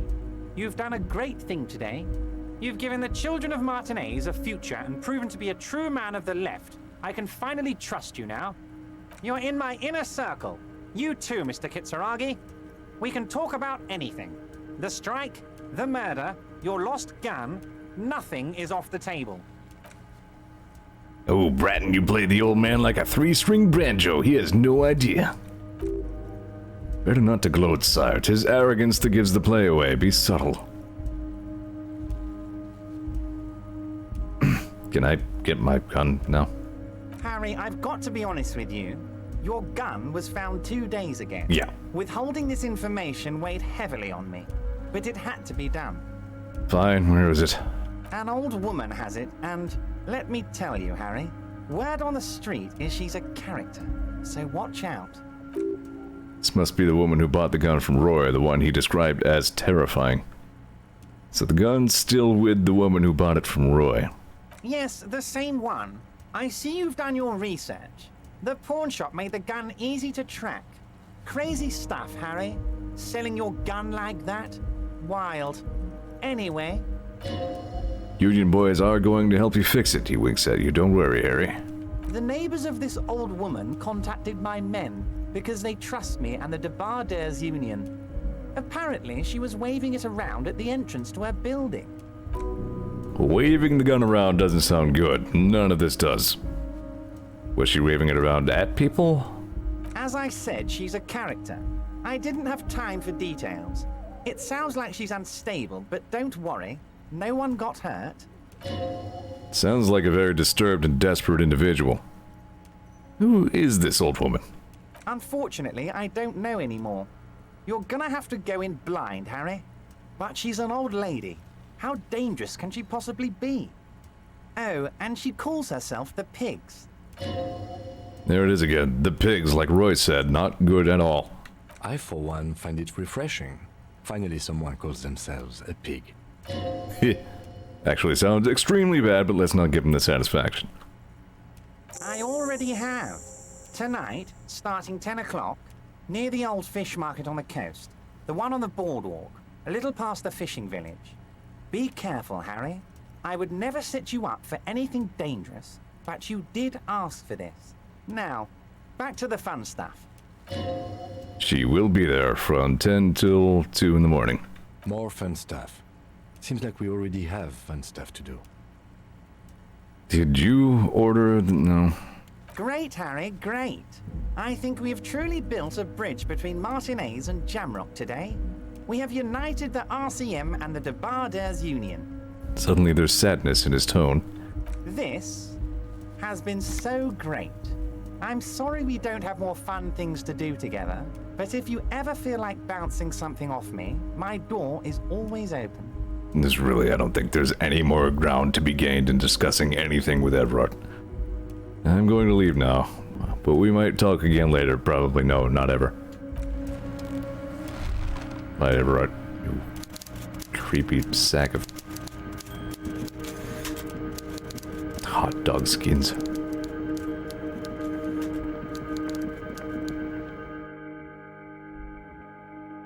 Great, so I gotta wait until 10 o'clock to get that.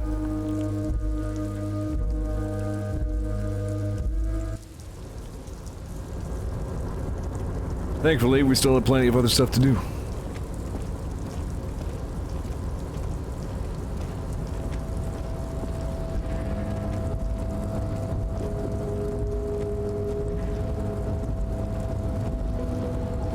Yeah, pretty much. Techfan says, Titus, sympathetic eventually. Kuno, sympathetic, yeah. Everard, no. Nope. I've done all the business I can do with Everard. Finally did enough of his stupid errand shit. Grumble.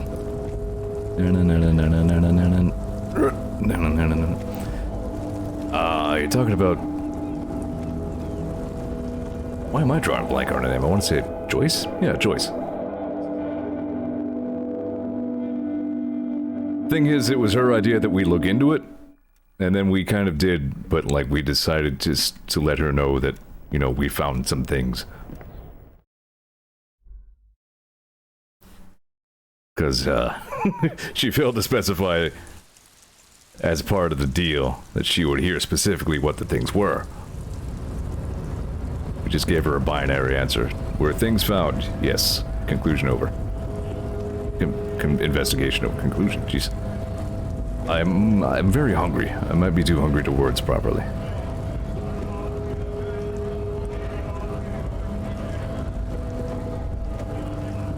A DoorDash from Mod Pizza earlier. I've heard good things about those guys, but I never tried them out. It seemed like it would have been very good, except it was like hockey puck temperature when I got it. Which is sad. But I'm sure it'll reheat okay.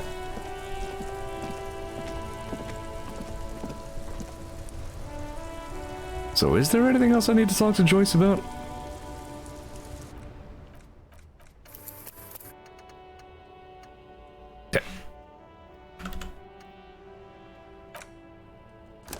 I don't think so. Maybe. It couldn't hurt to check in with her. We've definitely found some stuff out. We're in the neighborhood anyway.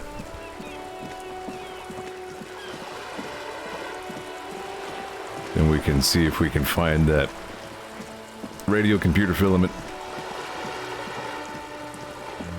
Then we can fill the locust traps. Oh, Joyce is elsewhere.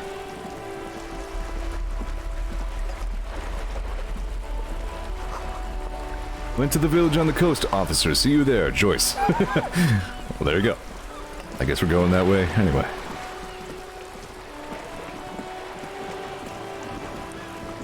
I like Joyce.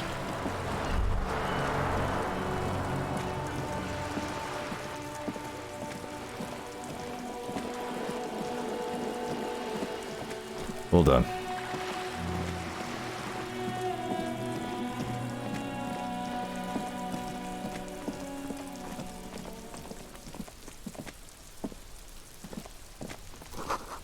Hear the sound of running water. Someone's washing dishes. Door's closed again. Nothing to do here anymore. You hear someone inside walking from room to room. Whoever lives here must be back home. Damn you.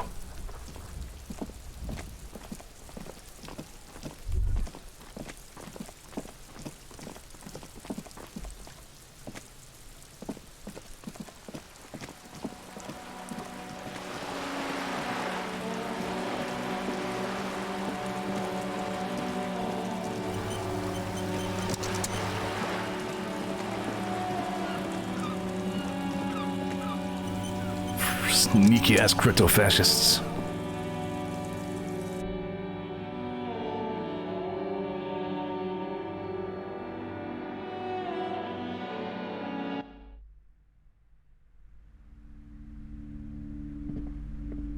Hello again, esteemed officer, and welcome to Crime, Romance, and Biography. Yeah.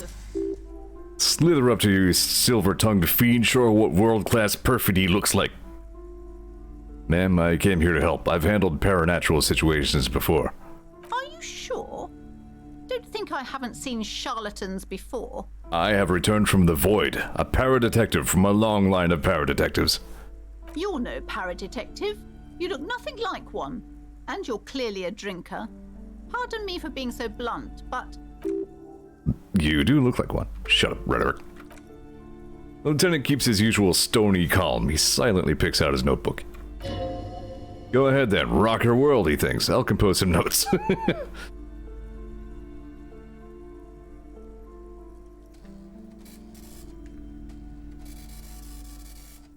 You see, it is necessary to drink the spirits in order to contact the void. How do you know all this? Here we go.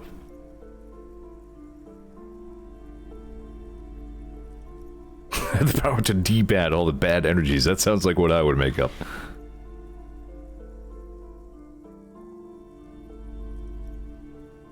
Your wards brought me here in the first place. The Seminese blood also runs through me. You're part Seminese. Oh, it means our meeting couldn't have been mere chance. The hand of fate guides us. But I am not the only one at risk. I have to think of my daughter. You are certain you can help us? Keep us safe? I can't allow any collateral damage to hit us. Just ask my partner Kim, he'll vouch for me. He's not been listening closely enough. You put him on the spot. Certainly so, ma'am. I can assure you my partner is eminent in this particular field. If you promise, good officer, then you might be our last hope. Do you swear it? On my honor. Thank you, sir. There's one more thing I haven't told you about yet. The entity. Do not act surprised. You know of these things, sire. Of course, the entity. For I have sensed its presence. You have? The entity takes the form of a woman. A witch, probably. I've suspected that she must be connected to the curse ever since I first saw her. Did you know that she lives inside the chimney? Chimney, the passage between heaven and hell, of course. Yes, that chimney is part of the building's central furnace, and it's enormous. She has barricaded herself behind some metal security curtains. God knows what she's doing there. Some unnatural magic, I assume. You should go find the entity and ask what happened to all the companies in the building. What is the source of this curse? Here's the key to the warded door behind the curtains. Take it. Oh, and please do return to me after you've looked round. I'm quite anxious to know what she has to say about the curse. What you discover in there. Unbelievable darkness and ruin. What you discover? Probably just some office space. Don't be scared. Oh, also, this Dick Mullen book fell apart before I got to the end. Do you have another copy? Oh, I'm very sorry, sir. Some of these old paperbacks just don't have the durability. I would be happy to sell you another one, but unfortunately, it's the last copy we had in stock. Ooh.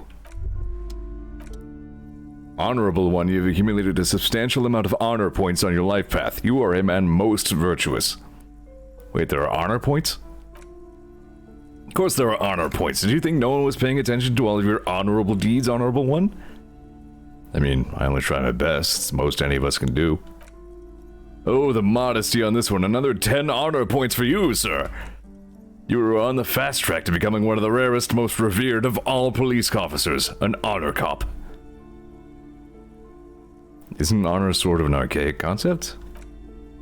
Living in the name of virtue and doing noble deeds while expecting nothing in return is not archaic. How can you even think that? Selflessness, jeez, am I having a stroke? Selflessness forms the basis for the warrior code. An ageless code is fit for any, for a nomadic Ilmaran tribes traversing the vast red plateau and provinciality as it is your neighborhood postman. Yeah, this would happen right after I put on a big, song and dance about being a freaking paranormal cop. A warrior code, you say? I do feel like a warrior. This whole thing is beginning to sound very me. You are like a wandering night monk, setting right the wrongs of the world you come upon. Are you ready to drink deep from the cup of honor? My honor is my life. Yes, your deeds have spoken for you, honorable one, but to fully drape oneself in an eternal cloak of honor, a ritual must be completed, a rite of honor. Even among the honorable, only the most dignified are deemed worthy. But you, O honorable one, have excelled in honor. Honor comes from deep within you, and to truly know oneself, to know one's honor, one must reach deep within oneself and touch one's honor. Okay. You need to bring the thumb of your right hand, your sword hand, to your rectum, and stick it in there to form the Arch of Honors.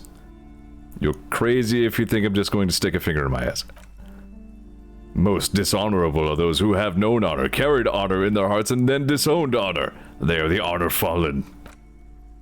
You brought much shame on your family today. Your name will forever be tarnished by this most shameful of deeds. Be forever banished, shameful one. I don't even get a chance to go back on that. Just I'm not jamming my thumb up my ass. Authority, what's wrong with you? Crazy ass authority. You see a set of tattered curtains. You see a dimly lit room full of crazy... Sorry, I have the thumb jamming in my head now. Everything's crazy. Full of dusty furniture and trash. A doorway stands in the back covered in dozens of scary little Seminese wards, your shadow looming over it like an omen. Oh! She tries her best to look away, her round face buried in her hands. Don't look! It's too cursed. It's too late, your eyeballs are cursed.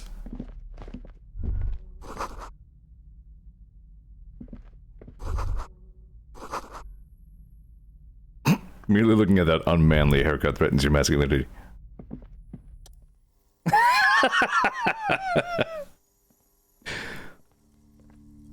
Authority says, be honorable, eat lightning, crap thunder, scam librarian, stick a thumb up your ass.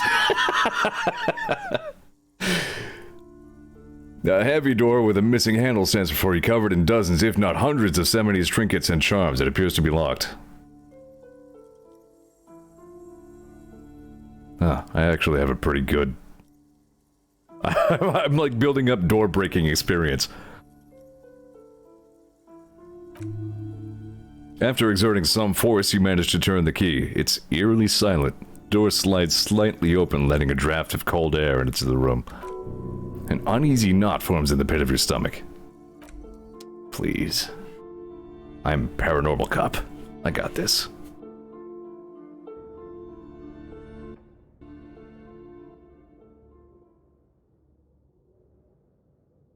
Yeah. What is this place? It's an adventure. No, it's a gym. Though it looks like no one's been here in ages. I doubt the electricity still works. Good thing we have a flashlight on us. Don't forget to take it out of your bag before we move on. Some specks of dust shimmer in a faint beam of daylight falling through the window. Other than that, the room is dark. An eerie feeling rises in your chest. What if there's a reason no one's been here for ages? Yes, because it's closed. No need to look for supernatural explanations where a banal one will do. Now let's move on, shall we?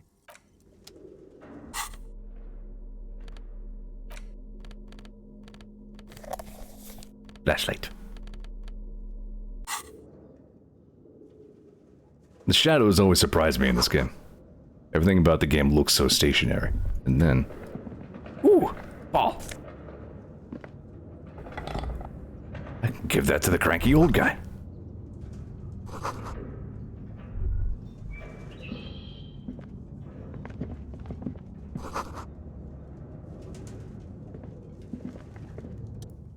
A barbell lies on the floor. The color has worn off its weight plates.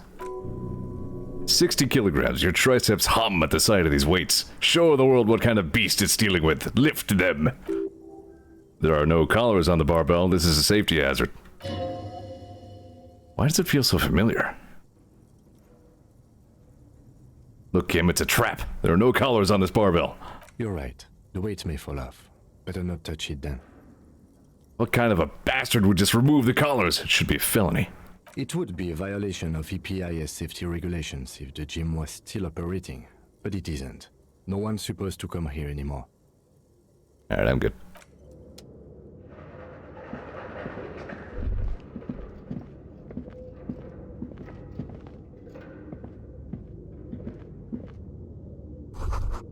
The hallway is blocked by old window panes and debris. Looks like the remains of the 24-hour window repair shop.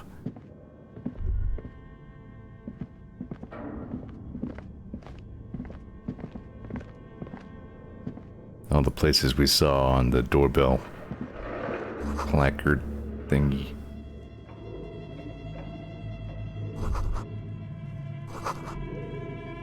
How am I doing on skill points? Is that a second one? Yeah, I'm still hanging on to one in case I need to retry something.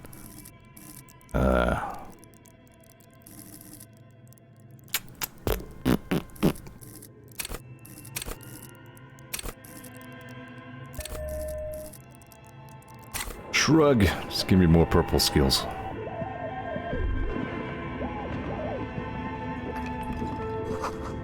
Airship rotors covered in spider webs. They remind you of blades.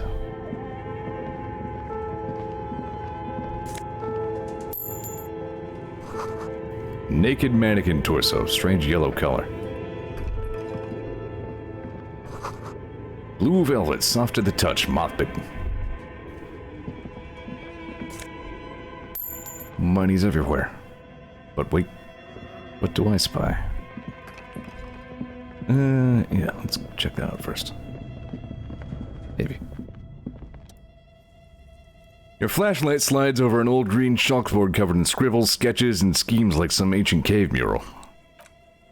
Some of the writing is faded with age, but you can still make out sections here and there. Photos and drawings have been pinned to the board.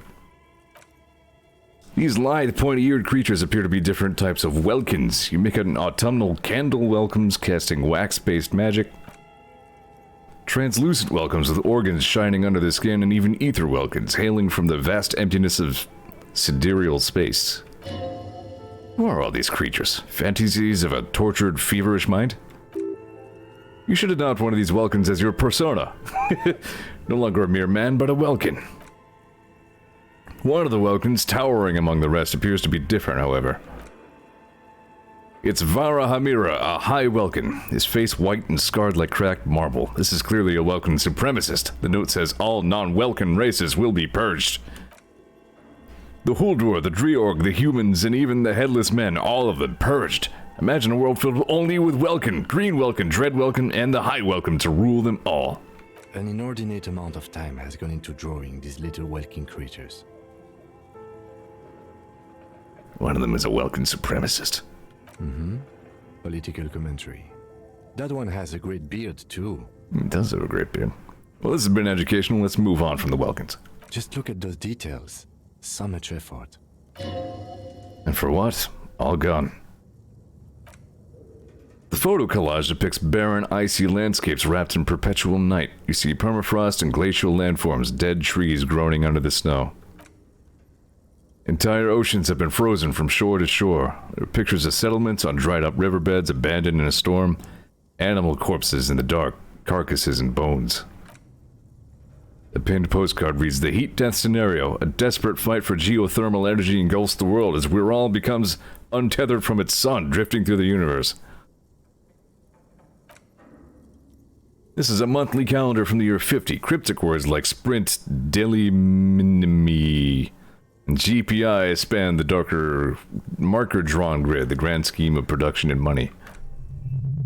It's a bit like an academic calendar, only much more brutal. Everyone is constantly teetering on the edge of the abyss, an abyss of production. These squares look orderly, but beneath them is chaos, worry, pain. As time goes on, the numbers in the boxes grow rarer and rarer. The board becomes an empty snowfield in the final days. Only failure and regret dwell in this region. Looks like they didn't make it. The handwriting is only partly legible, but you can still make out 3 slogans. Call in, tune out, we're all untethered, and heat death of the universe. The full text reads, "Heat death of the universe is the new black." Another note suggests the biggest advancement in role-playing systems since the 30s.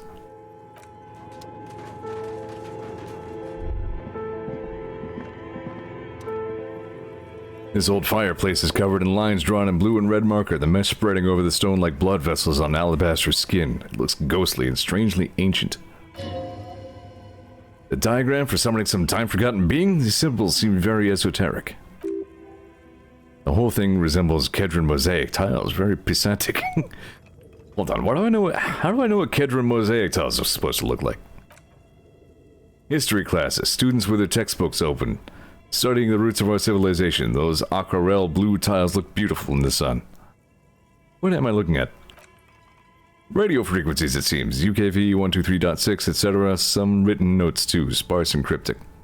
Radio frequencies for what? Unclear. Looks like a cardiovascular system split into veins and capillaries, very advanced. This must be an elaborate piece of art. You think so? The web is comprised of radio stations, all lead back to one red heart, titled the Game Master Frequency. A note says this one can listen in on any station it wants. Looks like a surveillance program. Wait, who's the Game Master?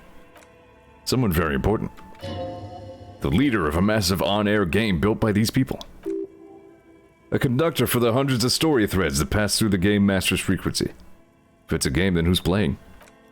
Whoever decides to call into a call-in station, looks like.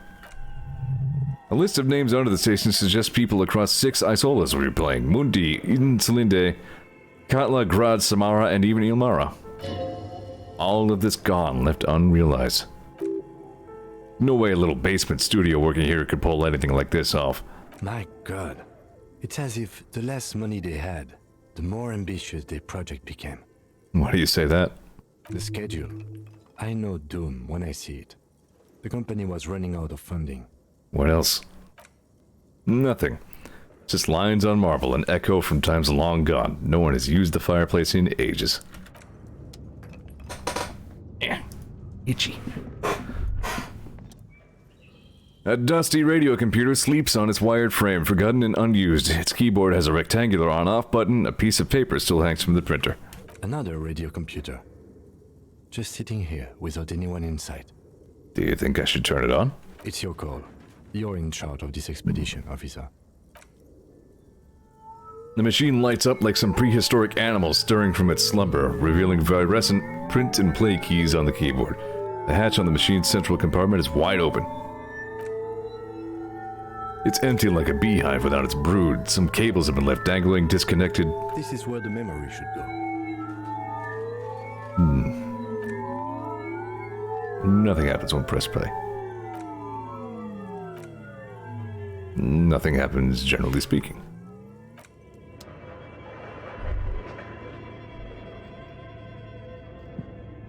Okay, what do you think is going on with that computer, chalkboard, and fireplace?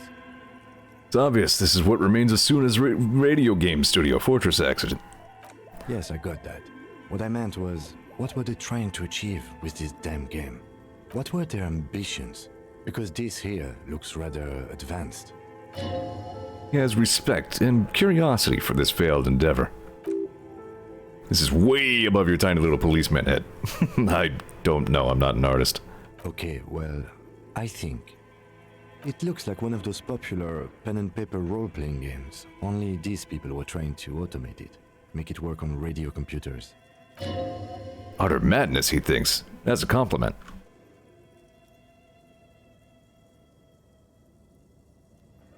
I like this how Kim is actually striking up this conversation because he finds it very interesting. It's not very often that Kim is the one to, like, spend time talking about something not related to the case, but this he thinks is actually really interesting. How are they planning to do that? Through call-in stations.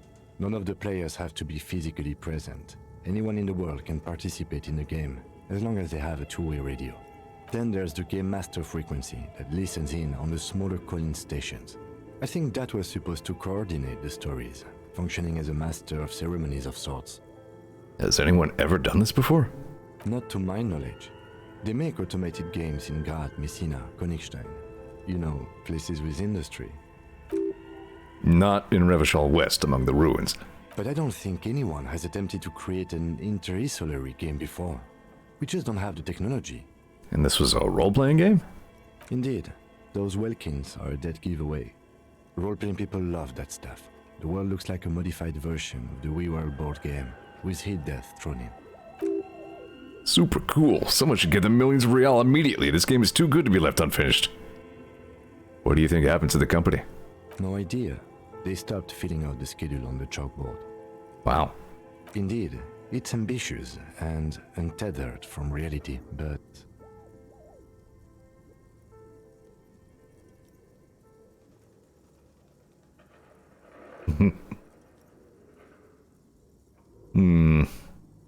This world is cold and lonely, so keep it company. Let's finish it. It's too late for that, I'm afraid. Okay, let's keep moving. Not like you're stupid. No, that's a terrible idea. It's too late for that.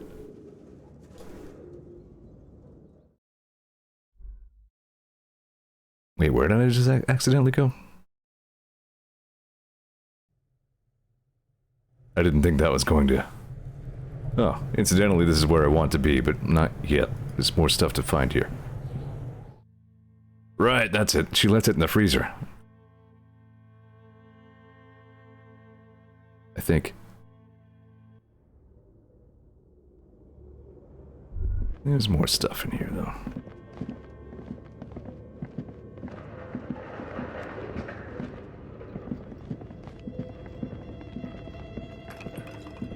Hmm?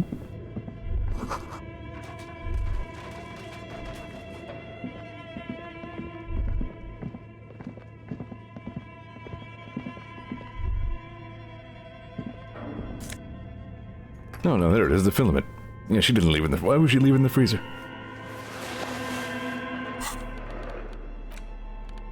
Somebody left something in that freezer. I remember being told to look for the bare freezer.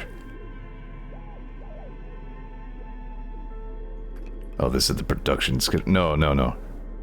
I think I was remembering correctly. This is a different filament.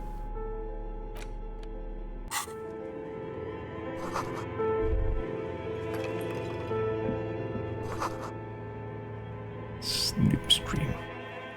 Looks like someone tried to reconceptualize their business here. Don't get it.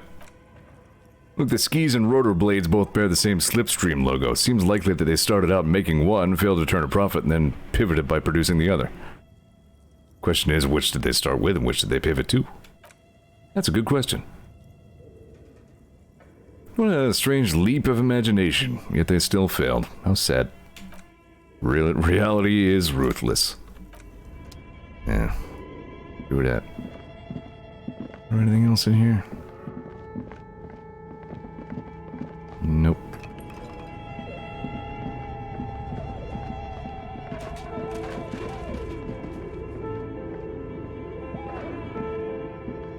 Really is a lot of spooky ambient sound going on in here.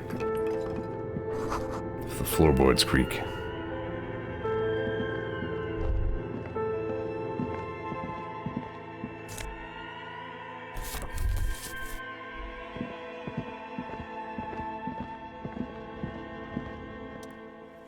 An iron safety curtain curves before your eyes, folded like a bellows. It covers half the room, blocking the way into a colossal industrial chimney. This must be where the entity lives. What an odd thing to do. Nothing happens.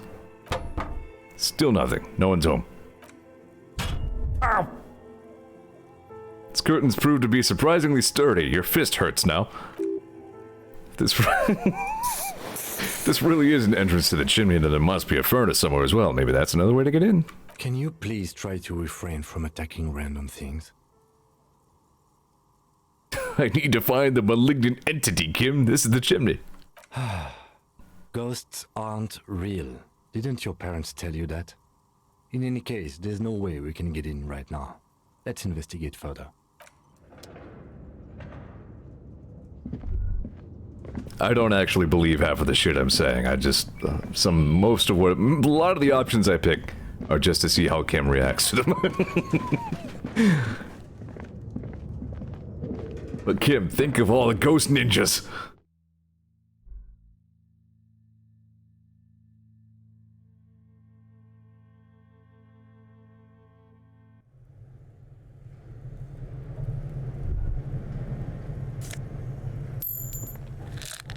Good. Back knees.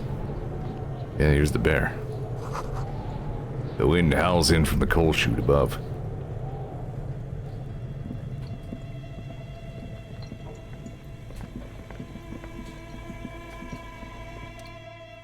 You see a terrifying ice bear with a strange compartment in its belly. The door is covered in frost and the bear's eyes are glowing red. The ice bear is a hyper carnivore. Be careful. The bear looks oddly realistic. Is it taxidermy? This must be the giant ice bear fridge that Suna mentioned. Look inside. A gust of freezing cold air rushes to greet you. You hear a low grumble as the bear regulates itself. It's the inside of a refrigerator. The lieutenant takes a peek inside. His hand has found the holster of his gun. Relax, Game, it's a fridge. Of course, just a giant ice bear-shaped fridge. He relaxes his hand, his face bathed in the harsh light of the open fridge door. Let's take a look inside. The shelves are empty. All you see are crumpled ice cream wrappers with the brand name Revachol Ice City.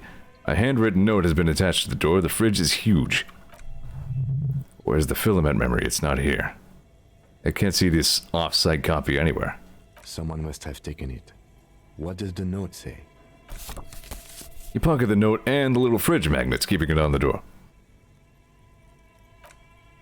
A friendly cartoon bear smiles back at you from a glossy cellophane wrapper. It looks nothing like the fridge. The paper still smells of vanilla and chocolate.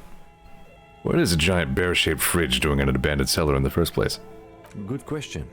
It looks like an ice cream fridge. Lieutenant reaches in for one of the wrappers. He studies it in the light. So they tried to sell ice cream from this hyper-carnivore? I know. What an unfortunate marketing choice. What is even worse, the bear is still costing them money to this day. The fridge buzzes with energy. The electricity bill on this thing must be catastrophic. What's up, Dazer? Cat is here. The wall collapsed. It's inaccessible now. A thick layer of coal dust covers the furnace, coloring it pitch black. Looks like this furnace has a face, and it's a face of agony. Looks like it. Looks like an old central. Daisy's playing the game used to again. lead the building. It's connected to the chimney. No one has used it in ages. No signs of any recent fire. Only dead rats. Why are you talking to my cat, Kim? That's weird. A furnace. It's dark and grimy here. In the darkness you hear chatter. It's coming from above. A voice, or several voices, talking to each other near the smoke chamber upstairs. The echo is so prominent it's impossible to discern what the voices are saying or what's producing them. What are you doing? I'm not sure, Kim, but I think I hear someone talking upstairs. Wait, really? Maybe it's coming from behind those safety curtains we saw upstairs.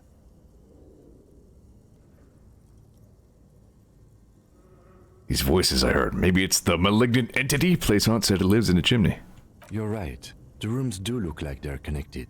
But malignant entities don't exist. At least not the supernatural kind. Always has to be the skeptic, this man. Then what was the chatter you heard?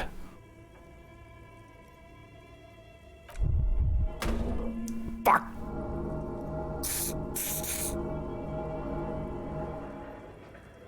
Wow, that was a good one. Needed to not get beaten up anymore. Hello?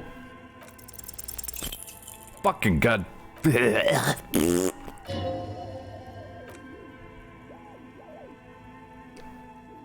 Seem to have made no impression on whatever's up there. Then again, maybe it's worth actually trying something up there?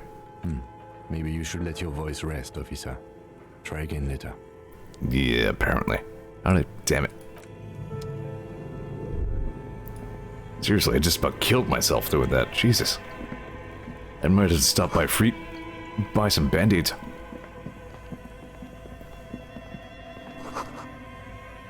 Doorway here.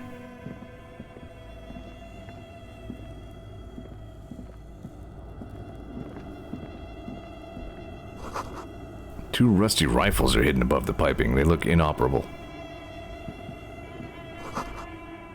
Someone has stuck some busted guns beneath the ceiling.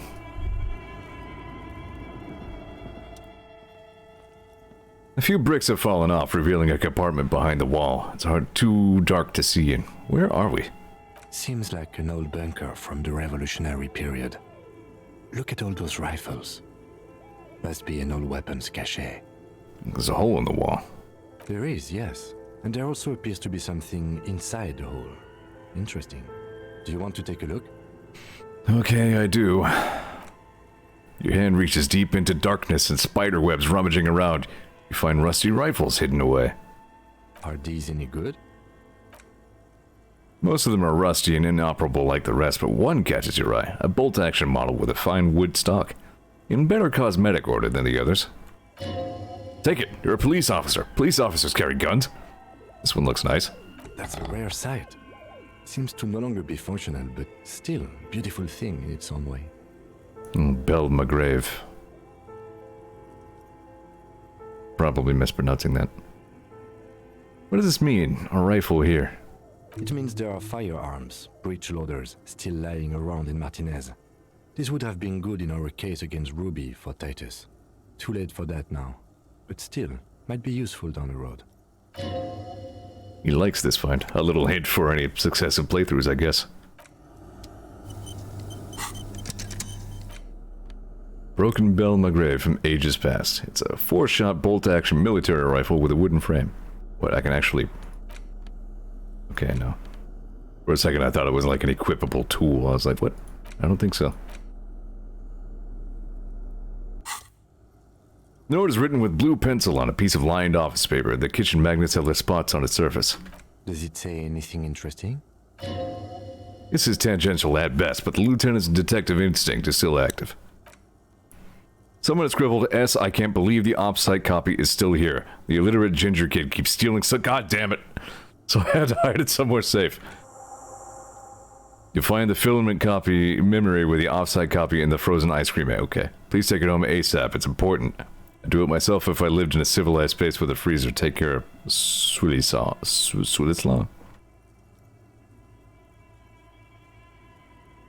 We know where the illiterate ginger kid is.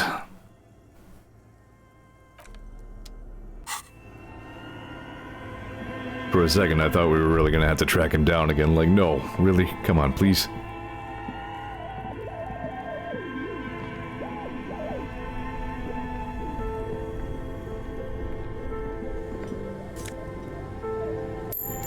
Alright, good. Nose are fed.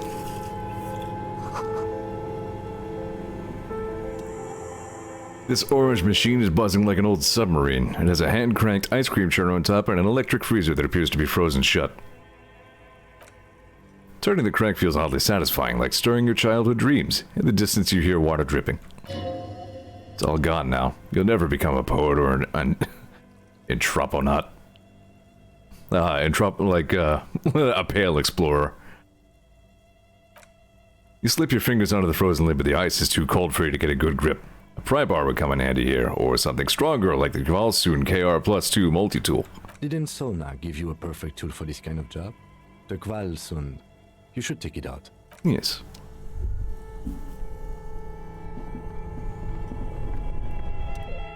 Two cables are plugged into the breaker box. The red one leads to the ice bear fridge, and the black one to the ice cream maker nearby. Something close to you dies with a soft electric purr. Very smart. Opening the lid should be much easier after the ice cream maker has defrosted. An electric sizzle. The room is slightly quieter now. Yeah, this probably will be a physical instrument check.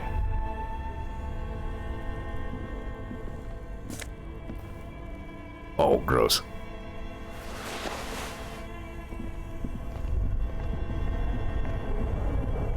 Mesh tank tops are antithetical to Zeor.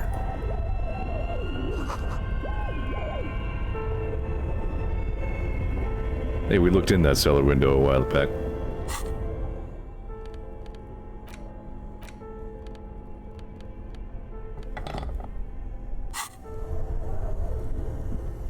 Time to hurt myself. God damn. Alright, hold on. I saw another thing that might help.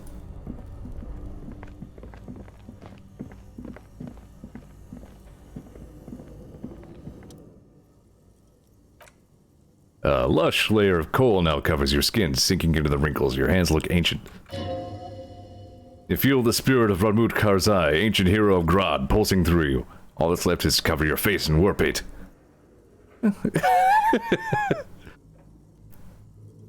Apparently it's either do that or wipe your hands clean. Hadramut Karzai, smear your cheeks black with coal. 3 dangerous stripes appear on your cheeks, telling stories of your wild soul. What are you doing? I am the reincarnation of an ancient Ilmaran warrior. Please wipe your face clean, officer. No, you're a bad warrior. Keep it. The 3 stripes give you strength in this dangerous realm. It would be foolish to remove them. We're exploring this dark place and I need the protection my war paint affords. And this protects you? Gives me confidence, that's all that matters, Kim. Okay, sure. Go ahead.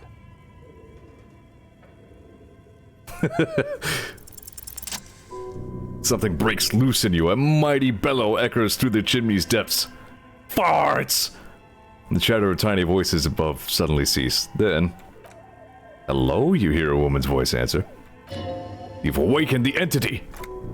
And it's a woman, of course. Malicious entities are always women. Settle down there, half-light. This is the police. Who's there? Hello? Did you say anything? I can't hear you. Please come upstairs. There's a safety curtain on the second floor. I'll open it. You hear a low rumble upstairs, the sound of a curtain being pulled aside. After you, officer. Alright.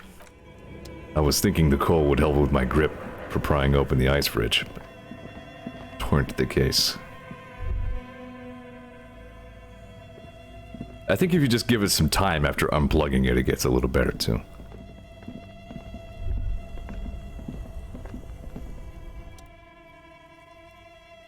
Yeah, nope. What do I have that gives me physical instrument? I have a sweaty, skanky tank top.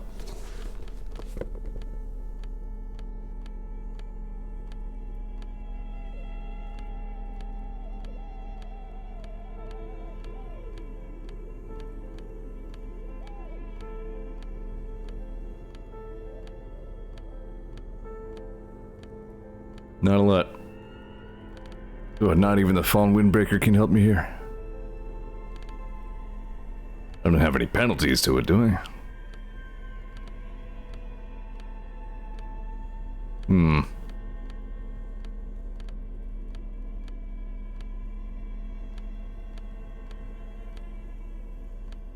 Yeah, maybe that's a plan. Maybe I'll go talk to the lady for a little while and see if it gets easier to open after it's had a little time to thaw. I feel like failing this check may have ramifications, so... yeah, I'll come back to that. But in any case, that's just about time for Zeor TV. Have I mentioned I like Disco Elysium a lot? I haven't been like rambling about that non-stop like I do about some games, but man, I really do dig this game. You just get really immersed in it in all sorts of good ways. Even when the game is sad, you know, sometimes it's just good to feel stuff. That's all I'm saying. Not every Zeor TV episode has to be a happy one. I don't know what I'm talking about. Point is, it's a good game. It's very writing. Thanks for watching my dumb stream.